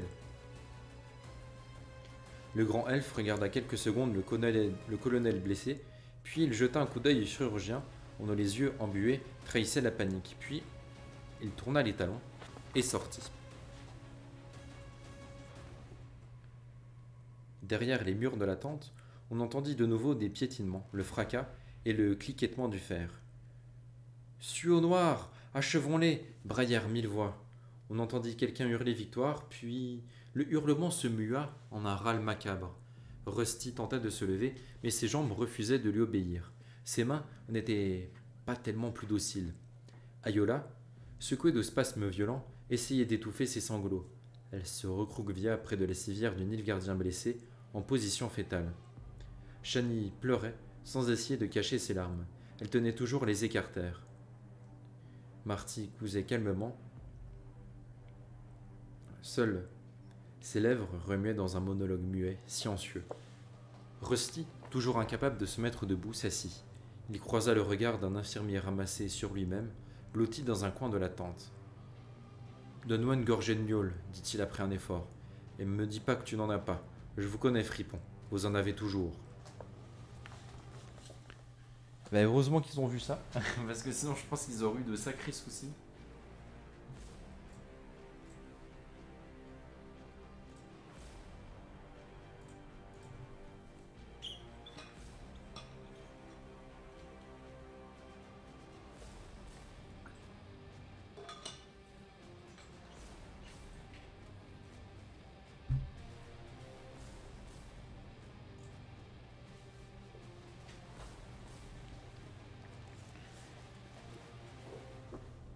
Alors, le général Blenheim Blenkert se mit debout sur ses étriers, tendit le cou comme une grue, prêtant l'oreille aux échos de la bataille.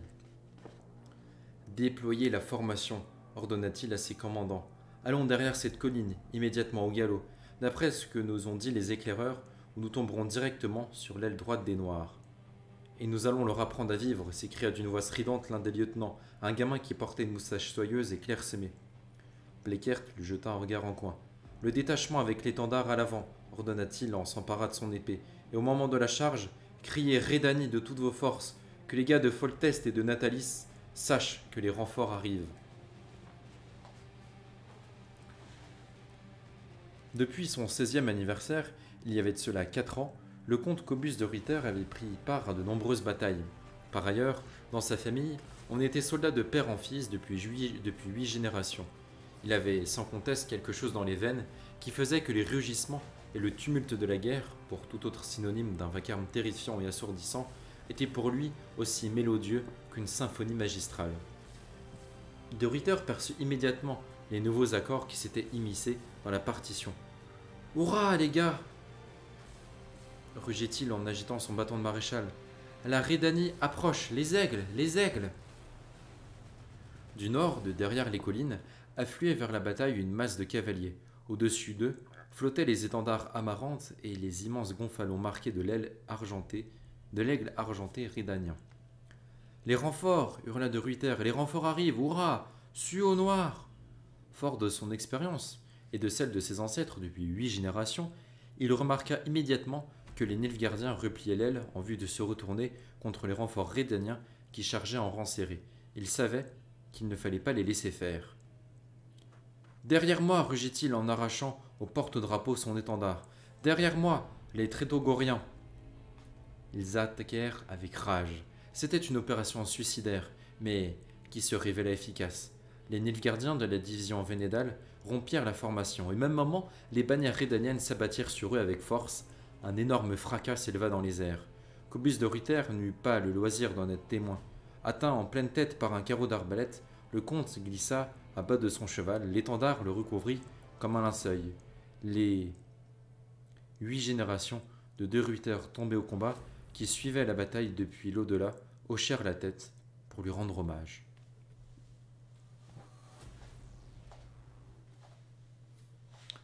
On peut dire, monsieur le Rotmister, que ce jour-là, c'est un miracle qui a sauvé les Nordling, ou un concours de circonstances que personne n'était en mesure de prévoir. À vrai dire, Restif de Montolo écrit dans son livre que le maréchal Coorn avait commis une erreur dans l'appréciation des forces en présence et les intentions de l'adversaire. Selon lui, le maréchal aurait pris un trop gros risque en divisant le groupe armé centre et en partant avec les troupes de la cavalerie. S'engager dans cette bataille sans avoir au moins assuré le gros des troupes sur 3 côtés était périlleux. Toujours d'après Restif de Montolo, le maréchal Coorn aurait négligé le travail de reconnaissance, ce qui expliquerait pourquoi il n'a pas repéré l'armée rédanienne qui arrivait en renfort. Cadet Pouctamer, les œuvres de M. de Montolon, d'une valeur plus que douteuse, ne sont pas au programme de cette école. Sa grandeur impériale a émis un avis très critique sur ce livre. Vous voudrez donc bien vous abstenir de le citer ici. Vraiment, je suis étonné.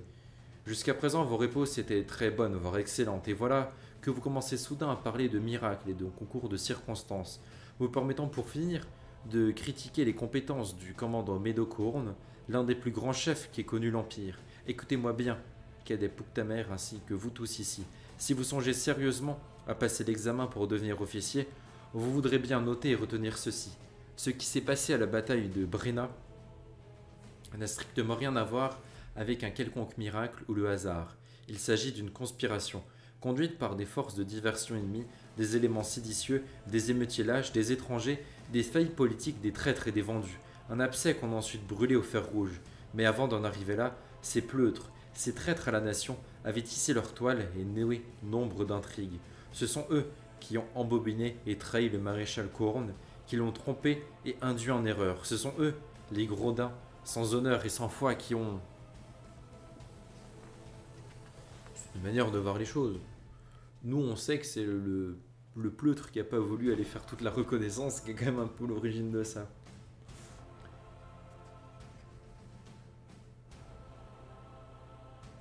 Fils de salaud, répéta Ménocourne en gardant l'œil rivé sur sa lunette.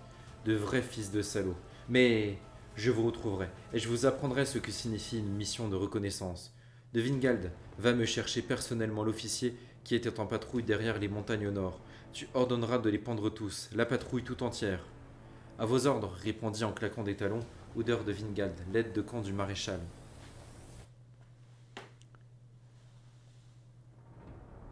Villegredin. Oui, c'est ça. À Villegredin, on sait tout. Petit coquinou, on sait comment ça s'est passé.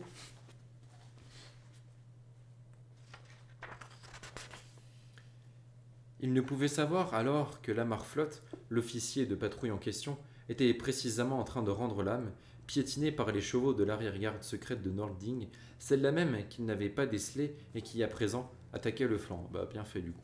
De Vingald ne pouvait non plus savoir qu'il ne lui restait désormais que 2 heures à vivre. Ils sont combien, là-bas, monsieur Trahe demanda Cohorn, l'œil toujours collé à sa lunette. Selon vous? Au moins 10 000, rétorqua le chef de la 7e brigade néerlandaise. Des Rédaniens principalement, mais je vois également les chevrons d'Aedirn. Il y a aussi une licorne, donc Kedwen est de la partie. Plusieurs bannières, au moins. La bannière avançait au galop, du sable et des gravillons giclant sous les sabots. Le bronze en avant, hurlait le centenier d'Empino, ivre comme toujours. Su, à l'attaque! Kedwen! Kedwen! Par la peste, se disait Zivik. Qu'est-ce que j'ai envie de pisser? J'aurais dû aller me soulager avant la bataille. Maintenant, ça risque d'être compliqué. Ça risque de faire quick, quoi. Le bronze, en avant! Le bronze toujours. Partout où ça va mal, c'est le gonflant de bronze qu'on envoie. Toujours le gonflant de bronze. Et moi, j'ai envie de pisser. Ils étaient arrivés. Zivik se retourna sur sa selle et frappa de son épée le cavalier en manteau noir marqué d'une étoile d'argent à 8 branches qui se trouvait près de lui.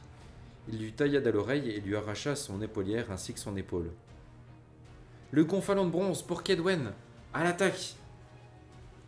Au milieu des clameurs, du fracas, du cliquettement des lames, des rugissements humains et des cris perçants des chevaux, le gonfalon de bronze et les Nilfgaardiens s'affrontèrent. De Mélistroc et Bréban s'en sortirent avec les renforts, dit tranquillement Helen Trahe, le chef de la 7e brigade néerlandaise. Les forces sont équilibrées, rien de tragique ne s'est encore produit. La division de Tyrconnel va compenser l'aile gauche. La Magne et la Vénédale se maintiennent sur l'aile droite. Et nous ne pourrons faire pencher la balance, monsieur le maréchal. En frappant au cœur de la formation, après les elfes, Ménocoern avait saisi l'idée, en provoquant la panique à l'arrière. C'est ça, C'est ainsi que nous agirons par le grand soleil. À vos bannières, messieurs. La Nausicaa, la 7e, votre heure est arrivée. Vive l'empereur hurla Kess Vanlo. Monsieur de Vingald, dit le maréchal en se retournant, rassemblez les adjudants et l'escadron de défense. Assez d'inaction. Nous allons à la charge en même temps que la 7e brigade d'Irlandaise. Ouder de Vingald blêmit, mais il se reprit aussitôt. Vive l'empereur s'écria-t-il. Sa voix tremblait à peine.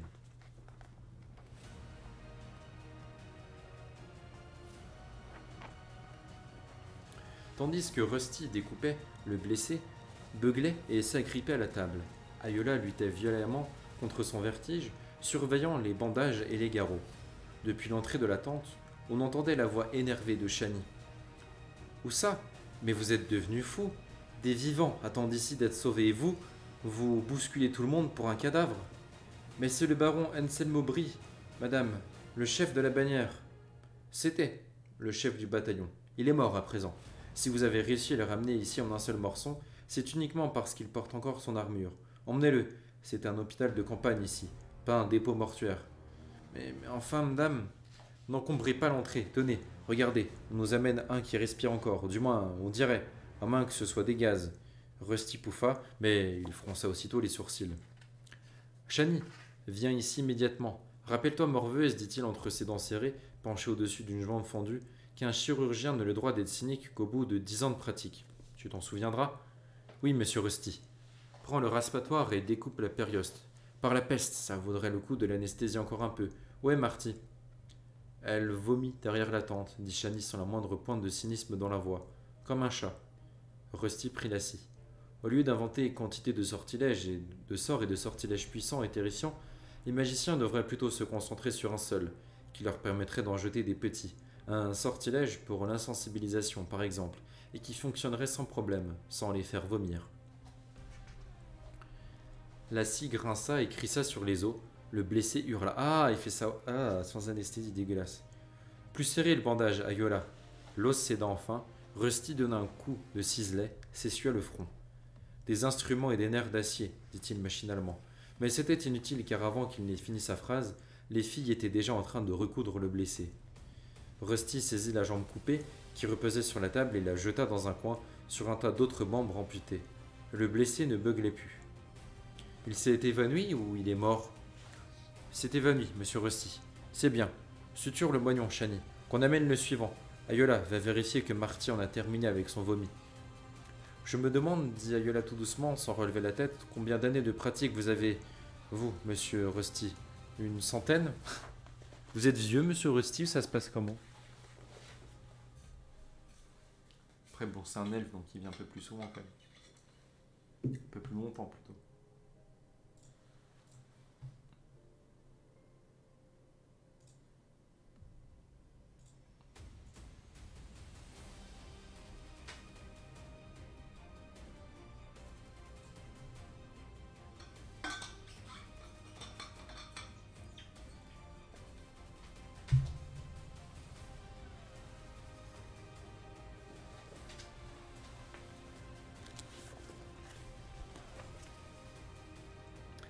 Après plusieurs minutes d'une marche épuisante, suffocante à cause de la fumée, les centeniers et les dizainiers, avec force cris, ordonnèrent enfin l'arrêt et le déploiement en rang des régiments visémiens.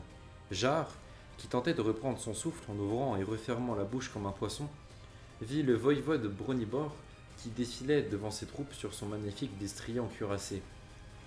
Le voïvode lui-même était tout en plaques. Son armure en acier trempé, à bandes bleues, le faisait ressembler à un énorme maquereau de tôle. « Comment allez-vous, les empotés ?» Les rangs de piquiers répondirent par un grognement aussi retentissant que le tonnerre lointain, tandis que le voïvode faisait faire demi-tour à son cheval et défilait au pas devant le premier rang. « À en juger par les doux bruits de paix que vous émettez, constata-t-il, j'en conclus que vous allez bien, parce que dans le cas contraire, vous ne pétez pas en sourdine, mais vous beuglez et gémissez comme des damnés. Je vois à votre air que vous brûlez d'envie d'aller au combat.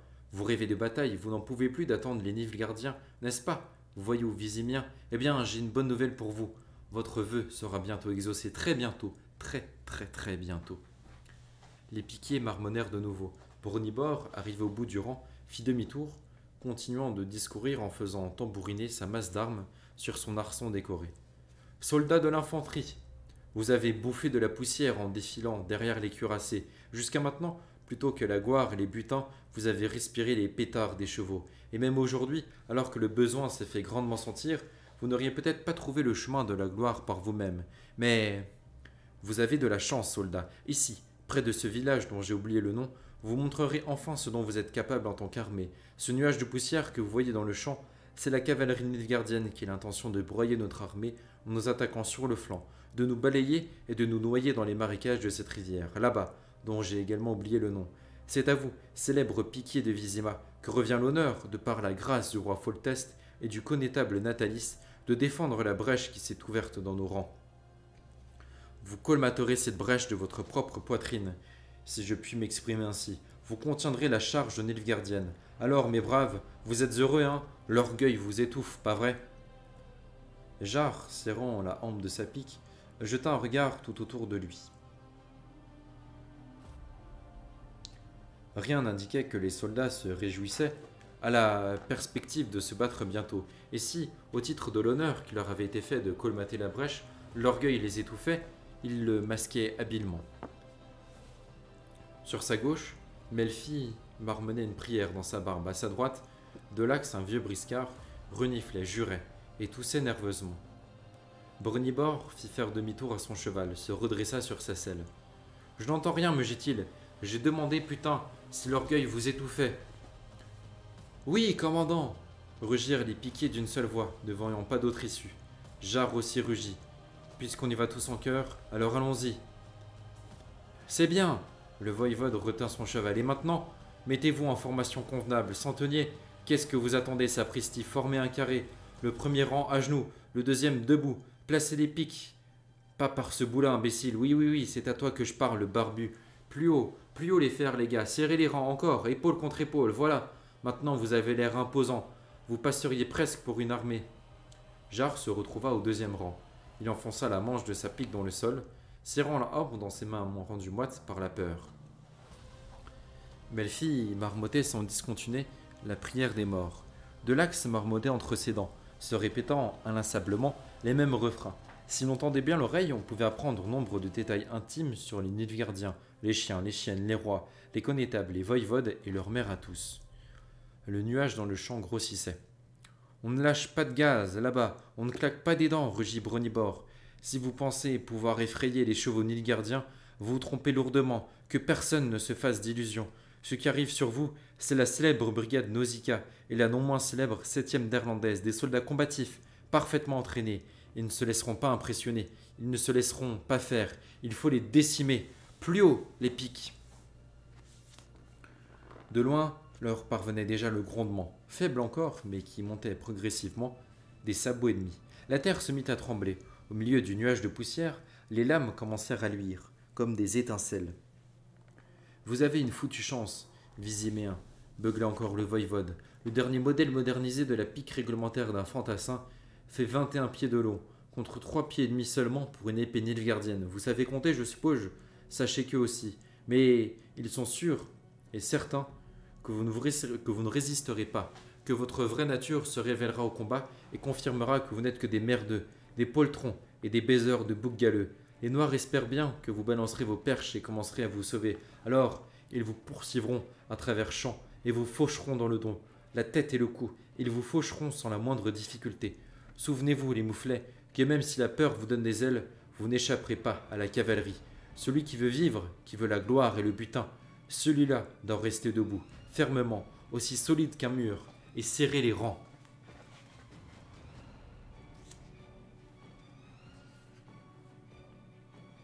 Jarre regarda autour de lui. Derrière la ligne des piquiers, les arbalétriers tournaient déjà les manivelles.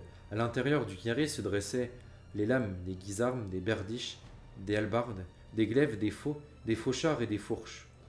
La terre tremblait de plus en plus fort, de plus en plus distinctement. Au milieu de la vague noire qui s'apprêtait à déferler sur eux, on distinguait déjà les silhouettes des cavaliers.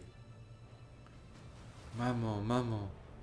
répétait Melfi les lèvres tremblantes. « Maman !»« Ta mère !» marmonna Delax. Le grondement se rapprochait. Jarre voulut s'humecter les lèvres, mais c'était peine perdue. Sa langue avait cessé de fonctionner normalement. Elle s'était étrangement raidie et était devenue aussi sèche qu'un copeau de bois. Le grondement se rapprochait. Serrez les rangs, rugit Brunibor en sortant son épée. Épaule contre épaule, j'ai dit. Rappelez-vous, aucun de vous ne lutte seul, et l'unique remède contre la peur qui vous tord les boyaux, c'est la pique dans le creux de votre main. Préparez-vous au combat, les piques dans le poitrail des chevaux ennemis. Alors, brigands Vizima, qu'est-ce que nous allons faire? J'ai posé une question. Restez debout fermement, rugirent les piquets à l'unisson, aussi solides qu'un mur. Serrez les rangs. Jarre aussi rugit. Puisqu'on y allait tous en chœur, alors allons-y. Sous les sabots des cavaliers qui arrivaient en triangle, jaillissait du sable et des gravillons et des brins d'herbe. Les Nilfgaardiens qui chargeaient hurlaient comme des démons en agitant leurs armes. Jarre serra sa pique, rentra la tête dans les épaules et ferma les yeux.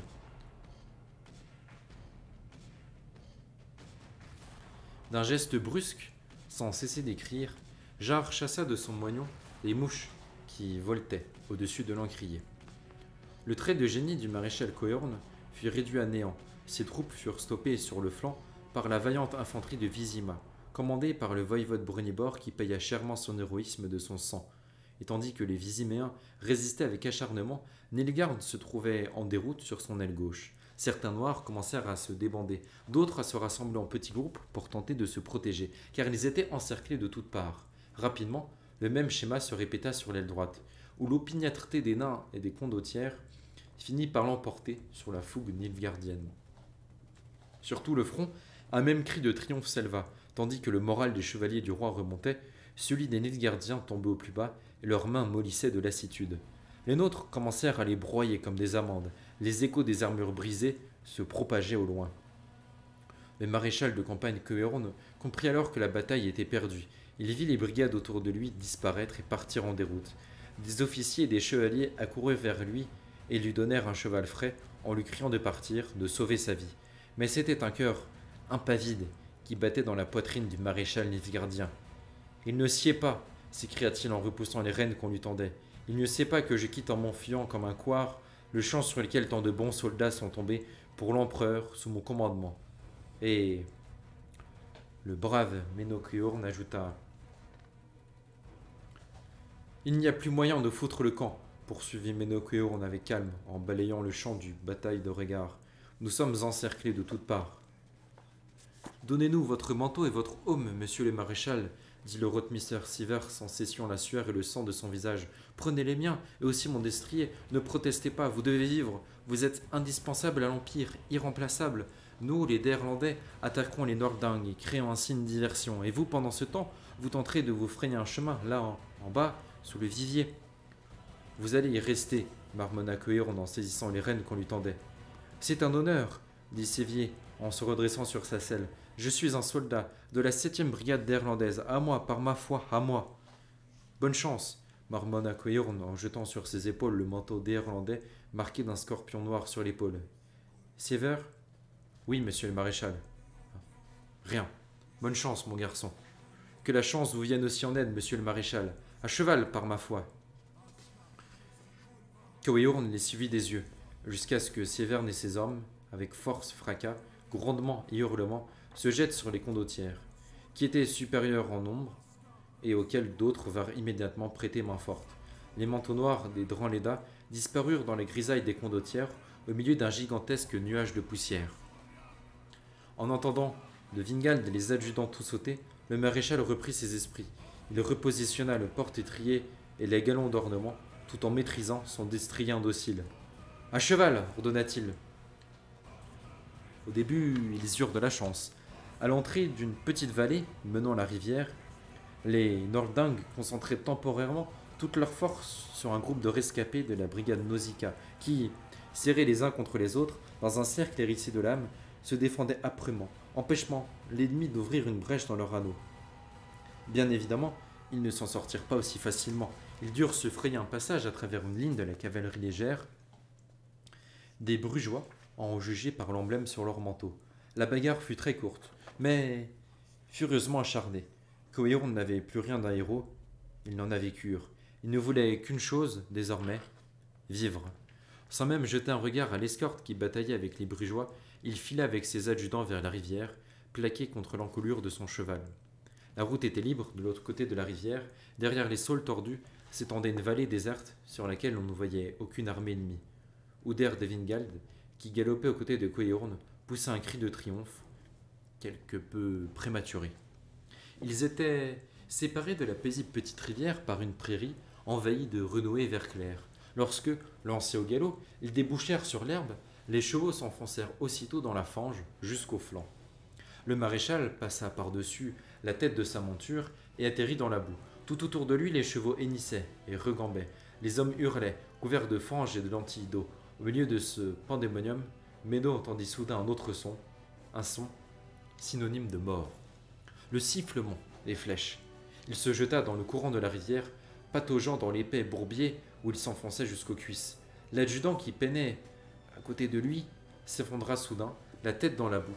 Le maréchal eut le temps de voir la flèche enfoncée jusqu'aux empreintes dans son épaule. Au même instant, il reçut un coup terrible sur la tête. Il vacilla, mais il ne tomba pas, coincé dans le limon et les marais. Il voulut crier, mais seul un râle parvint à sortir de sa bouche. « Je suis en vie », se dit-il en tentant de s'arracher à l'étreinte de la bourbe gluante. Un cheval, qui s'extirpait de la fange, rua et heurta son aume. La tôle défoncée lui lamina la joue, lui brisa les dents et lui taillada la langue. « Je saigne, j'avale du sang, mais je suis en vie !» De nouveau, le bruissement des cornes, le sifflement des empreintes, le claquement des traits qui fracassaient les cuirasses, des hurlements, des hennissements, des éclaboussures de sang. Le maréchal regarda autour de lui et vit les tireurs sur la berge, de petites silhouettes trapues, ventrues, vêtues de hauberts, de bassinets et de casques à pointe. Des nains, se dit-il. Le bruissement des cordes des arbalètes, le sifflement des empennes, le cri perçant des chevaux devenus fous, le hurlement des hommes, étouffés par l'eau et la boue. Tourné vers les tireurs, Uder de Vingald cria qu'il se rendait. D'une voix puissante, stridente, il demanda grâce et pitié, promettant une rançon, implorant pour sa vie. Conscient que personne ne comprenait ses paroles, il leva au-dessus de sa tête son épée qu'il tenait par la lame, en signe de reddition, compréhensible a priori par tous. Il allongea son épée, mais il ne fut pas compris ou alors mal compris, car deux traits le frappèrent en pleine poitrine, avec une telle force qu'il fut projeté hors du marécage.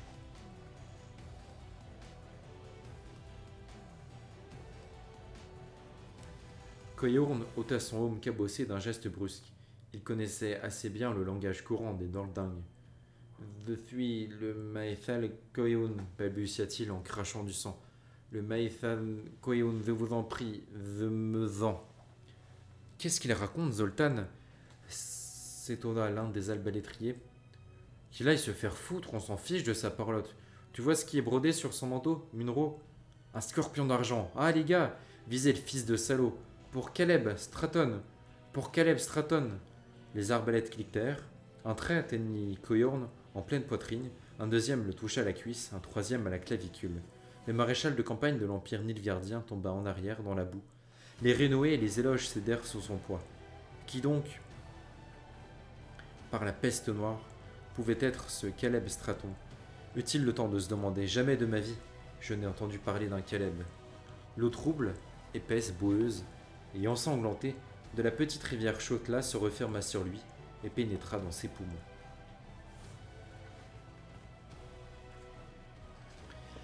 Ayola sortit de la tente pour prendre une bouffée d'air frais. C'est alors qu'elle le vit, assis près du banc du forgeron.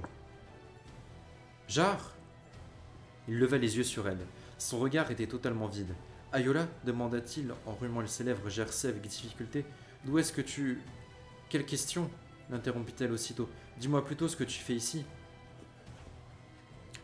Nous avons amené notre chef, le voïvode Brunibor, il est blessé. »« Toi aussi tu es blessé, montre-moi ce bras, par les déesses, mais enfin mon garçon, tu vas te vider de ton sang ?»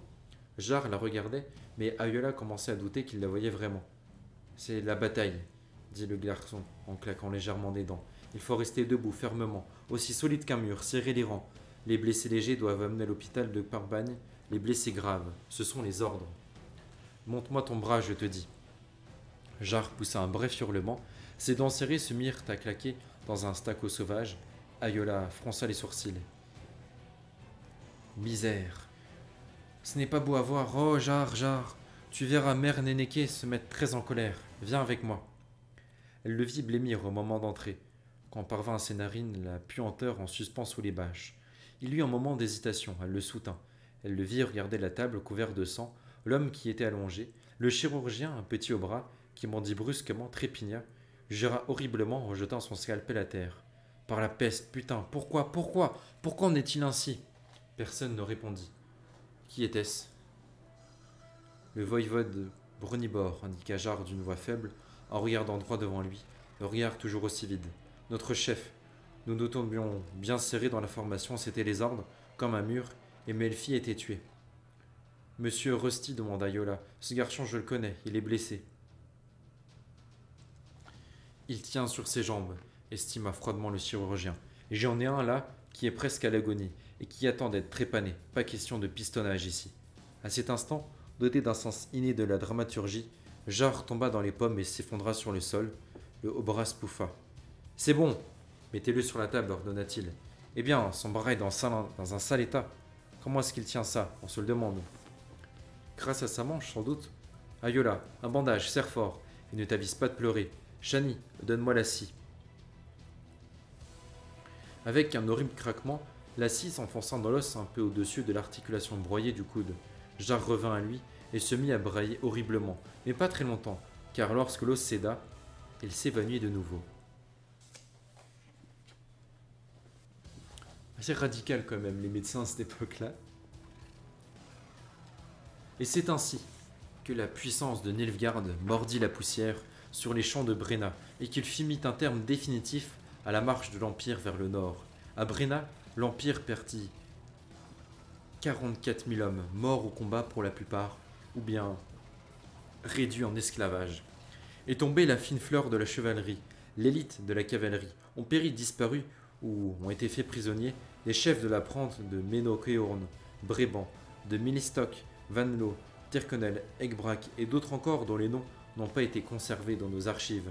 C'est ainsi que Brenna marqua le début de la fin. Mais il convient de notifier que cette bataille ne fut qu'une modeste pierre dans le nouvel édifice qui allait voir le jour, et que son importance aurait été infime si les fruits de la victoire n'avaient été intelligemment utilisés. Il convient de rappeler que loin de s'endormir sur ses lauriers, tout gonflé d'orgueil, et d'attendre les honneurs et les hommages, le Jean Natalis, sans presque reprendre son souffle, se mit en marche vers le sud. Les troupes de la cavalerie, sous le commandement d'Adam Pangrate et de Julia Abete-Carmo, décimèrent, anéantirent 2 divisions de la 3e armée qui allaient prêter tardivement main forte à Ménokéorn. À cette nouvelle, le reste du groupe armé au centre prit lâchement la fuite et se retira avec empressement au-delà de la Yaruga. Mais comme Foltest et Natalis marchaient sur leurs talons, les impériaux abandonnèrent des camps entiers de soldats ainsi que tous les engins grâce auxquels, dans leurs orgueils, ils pensaient assiéger Vizima, Gorvelen et Novigrad. Telle une avalanche qui, en dévalant la montagne, entraîne toujours plus de neige dans son sillage, Brenna engendrait des conséquences de plus en plus rudes pour Nilfgaard. Les temps devinrent difficiles pour les troupes de Verden placées sous le commandement du prince de Véthème. Les corsaires de Skellige, le roi Éthène de Sidaris, leur infligèrent un sérieux camouflet dans la guerre de partisans. Lorsqu'ensuite Devet eut connaissance de ce qui s'était passé à Brenna et que lui fut parvenue la nouvelle que le roi Foltest et Jean Natalis se dirigeaient sur lui à marche forcée, il donna aussitôt l'ordre de sonner la retraite et traversa la rivière, pour s'enfuir à Sintra. Parsemant de cadavres la route de sa débandade, l'insurrection à Verden ayant repris de plus belle à l'annonce des défaites nilfgaardiennes. Nastrog, Rozog et Bodrog, forteresses imprenables, furent les seules où se maintinrent des garnisons importantes. Elles ne quittèrent les lieux qu'après la signature du traité de Sintra, sous les honneurs et avec leur étendard. À Aedirn, la nouvelle de la défaite de Nilfgaard à Brenna conduisit les rois d'Eremwen et Henselt, qui étaient brouillés, à se réconcilier et à combattre côte à côte contre Nilfgaard. Le groupe armé Est, qui, sous le commandement du duc Erd-ep-Dei, marchait vers la vallée du Pontar, ne put s'opposer aux 2 rois alliés. Rejoints par les forces de Redani et les guérilleaux de la reine Mève, qui harcelèrent sans répit l'arrière-garde de Nilfgaard, Demwen et Henselt acculèrent Erdep-et-Dei jusqu'à Alderzem. Le duc Ardal voulut entreprendre la bataille, mais, par une curieuse fatalité, Il tomba soudainement malade, il fut pris de coliques et de diarrhée après avoir mangé quelques aliments avariés, et il mourut en 2 jours, dans d'affreuses souffrances. Quant à Demwed et Enzel, qu'ils attaquèrent les Nilfgaardiens sans tarder, et là, à Aldersberg, sans doute, est-ce justice, ils les massacrèrent dans une rude bataille, en dépit de la supériorité numérique de Nilfgaard. Ainsi, la puissance mentale et la maîtrise triomphent-elles toujours des forces brutales et obstues. Il convient de notifier une dernière chose. Personne ne sait ce qu'il est advenu de Menno Koyorn. Les uns racontent qu'il est tombé, mais que son corps n'a pu être identifié dans la fosse commune. Les autres disent qu'il s'en est sorti, mais que, craignant la colère impériale, il n'est jamais rentré à Nilfgaard. Il serait allé se cacher à Brokilon, chez les Dryades, où il serait devenu un ermite, se laissant pousser la barbe jusqu'au sol. Là-bas, il se serait éteint rapidement, accablé de chagrin. Une légende circule également parmi les gens simples. Le maréchal aurait fréquenté, la nuit, le champ de Brenna, marchant au milieu des terres et se lamentant « Rendez-moi mes légions ». Mais il aurait fini par se pendre à un tremble sur un mont que l'on nomma pour cette raison le mont de Potence. Et la nuit, parmi les autres fantômes, l'on pouvait croiser le spectre du célèbre maréchal hantant régulièrement le champ de bataille. « Grand-père Jarre, grand-père Jarre !» Jarre leva la tête de ses papiers, rectifia la position de ses lunettes qui glissaient sur son nez moite de sueur. « Grand-père Jarre !» s'écria de sa voix aiguë le plus jeune de ses petits-enfants, une petite fille de 6 ans, résolue et vive qui, grâce aux dieux, ressemblait davantage à sa mère, la fille de Jarre, qu'à son père, un véritable mollasson. « Grand-père Jarre, grand-père Jarre, grand-mère Lucienne m'a dit de te dire que ça suffisait pour aujourd'hui, ton gribouillage oiseux, et que le goûter était prêt. » Jarre mit religieusement de côté les feuilles qu'il venait d'écrire et reboucha l'encrier. Il ressentit une douleur à son moignon. « Le temps va changer, se dit-il, il va pleuvoir. »« Grand-père Jarre !»« J'arrive, Siri, j'arrive. »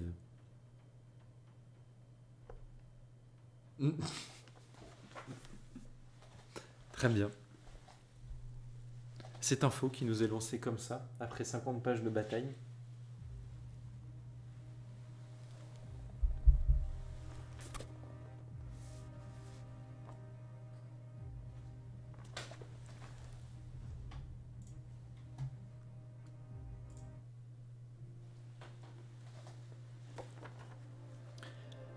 Avant qu'ils aient fini de s'occuper du dernier blessé, il était déjà bien plus de minuit.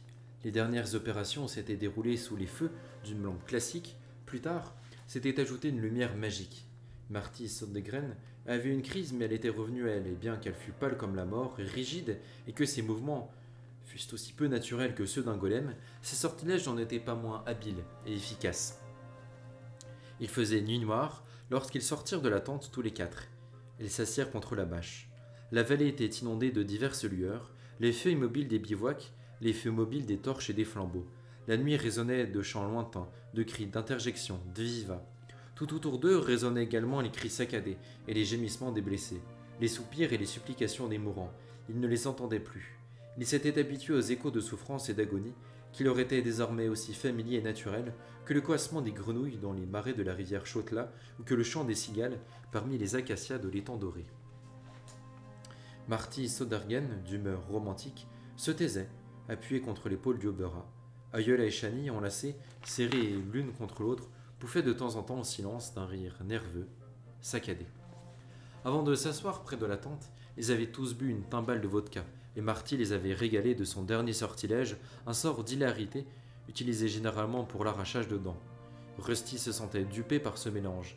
L'alcool associé à la magie l'avait abruti au lieu de le détendre, loin d'adoucir son épuisement.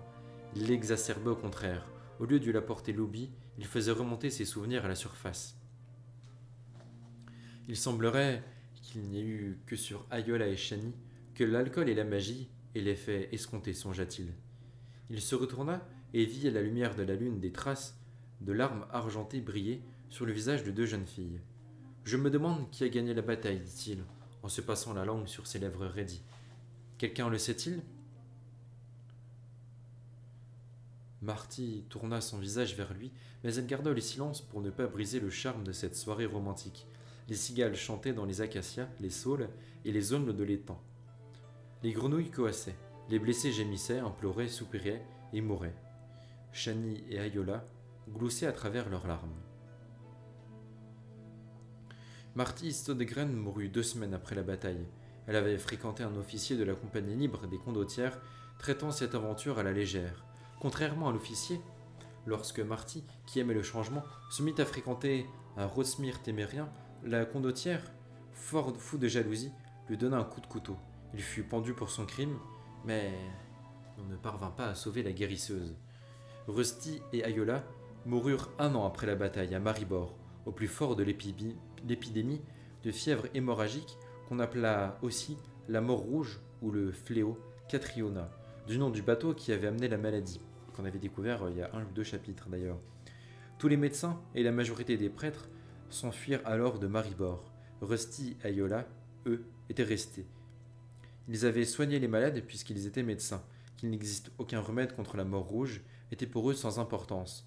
Ils furent contaminés tous les deux. Lui mourut dans ses bras, entre ses puissantes mains de paysanne qui inspiraient confiance. Elle, 4 jours plus tard, seule. Shani mourut 72 ans après la bataille. Elle était alors la doyenne émérite, célèbre et respectée de la faculté de médecine de l'université d'Oxenfurt. Des générations de futurs chirurgiens répétaient sa fameuse plaisanterie. Coule rouge avec le rouge, le jaune avec le jaune, le blanc avec le blanc. Si tu respectes ces règles, tout se passera sûrement très bien. Peu d'entre eux remarquèrent que Madame la doyenne essuyait furtivement quelques larmes chaque fois qu'elle énonçait cette facétie. Peu d'entre eux. Les grenouilles couassaient, les cigales chantaient parmi les saules près de l'étang doré. Shani et Ayola gloussaient à travers leurs larmes. Je me demande qui a gagné, répéta Milo Vanderberg à un chirurgien de campagne surnommé Rusty.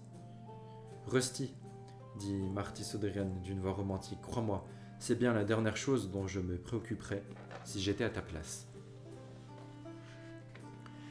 Certaines flammes, grandes et puissantes, brillaient d'une lumière vive et ardente, d'autres au contraire étaient toutes petites, vacillantes et tremblantes, sans éclat, et finissaient par s'éteindre. Tout au bout, enfin, brûlait une flamme minuscule, presque immobile, si faible qu'elle brillait à peine. Elle avait toutes les peines du monde à rester vivante. Elle était tout près déjà de s'éteindre complètement. « À qui appartient cette petite flamme prête à disparaître » demanda le sorceleur. « C'est la tienne » répondit la mort. Florent Delanoë, Contes et légendes. Et c'est là-dessus que se termine ce chapitre 8. Du coup, j'espère que ça vous a plu. Les gens du live, pour les gens de YouTube aussi, j'espère que ça vous a plu. Et je vous dis, comme d'habitude, du coup, si vous voulez venir en live pour profiter avec nous, dimanche soir 21h. Et sinon, je vous dis à mercredi prochain pour suivre la suite sur YouTube. Passez une bonne semaine et à bientôt. Bye bye.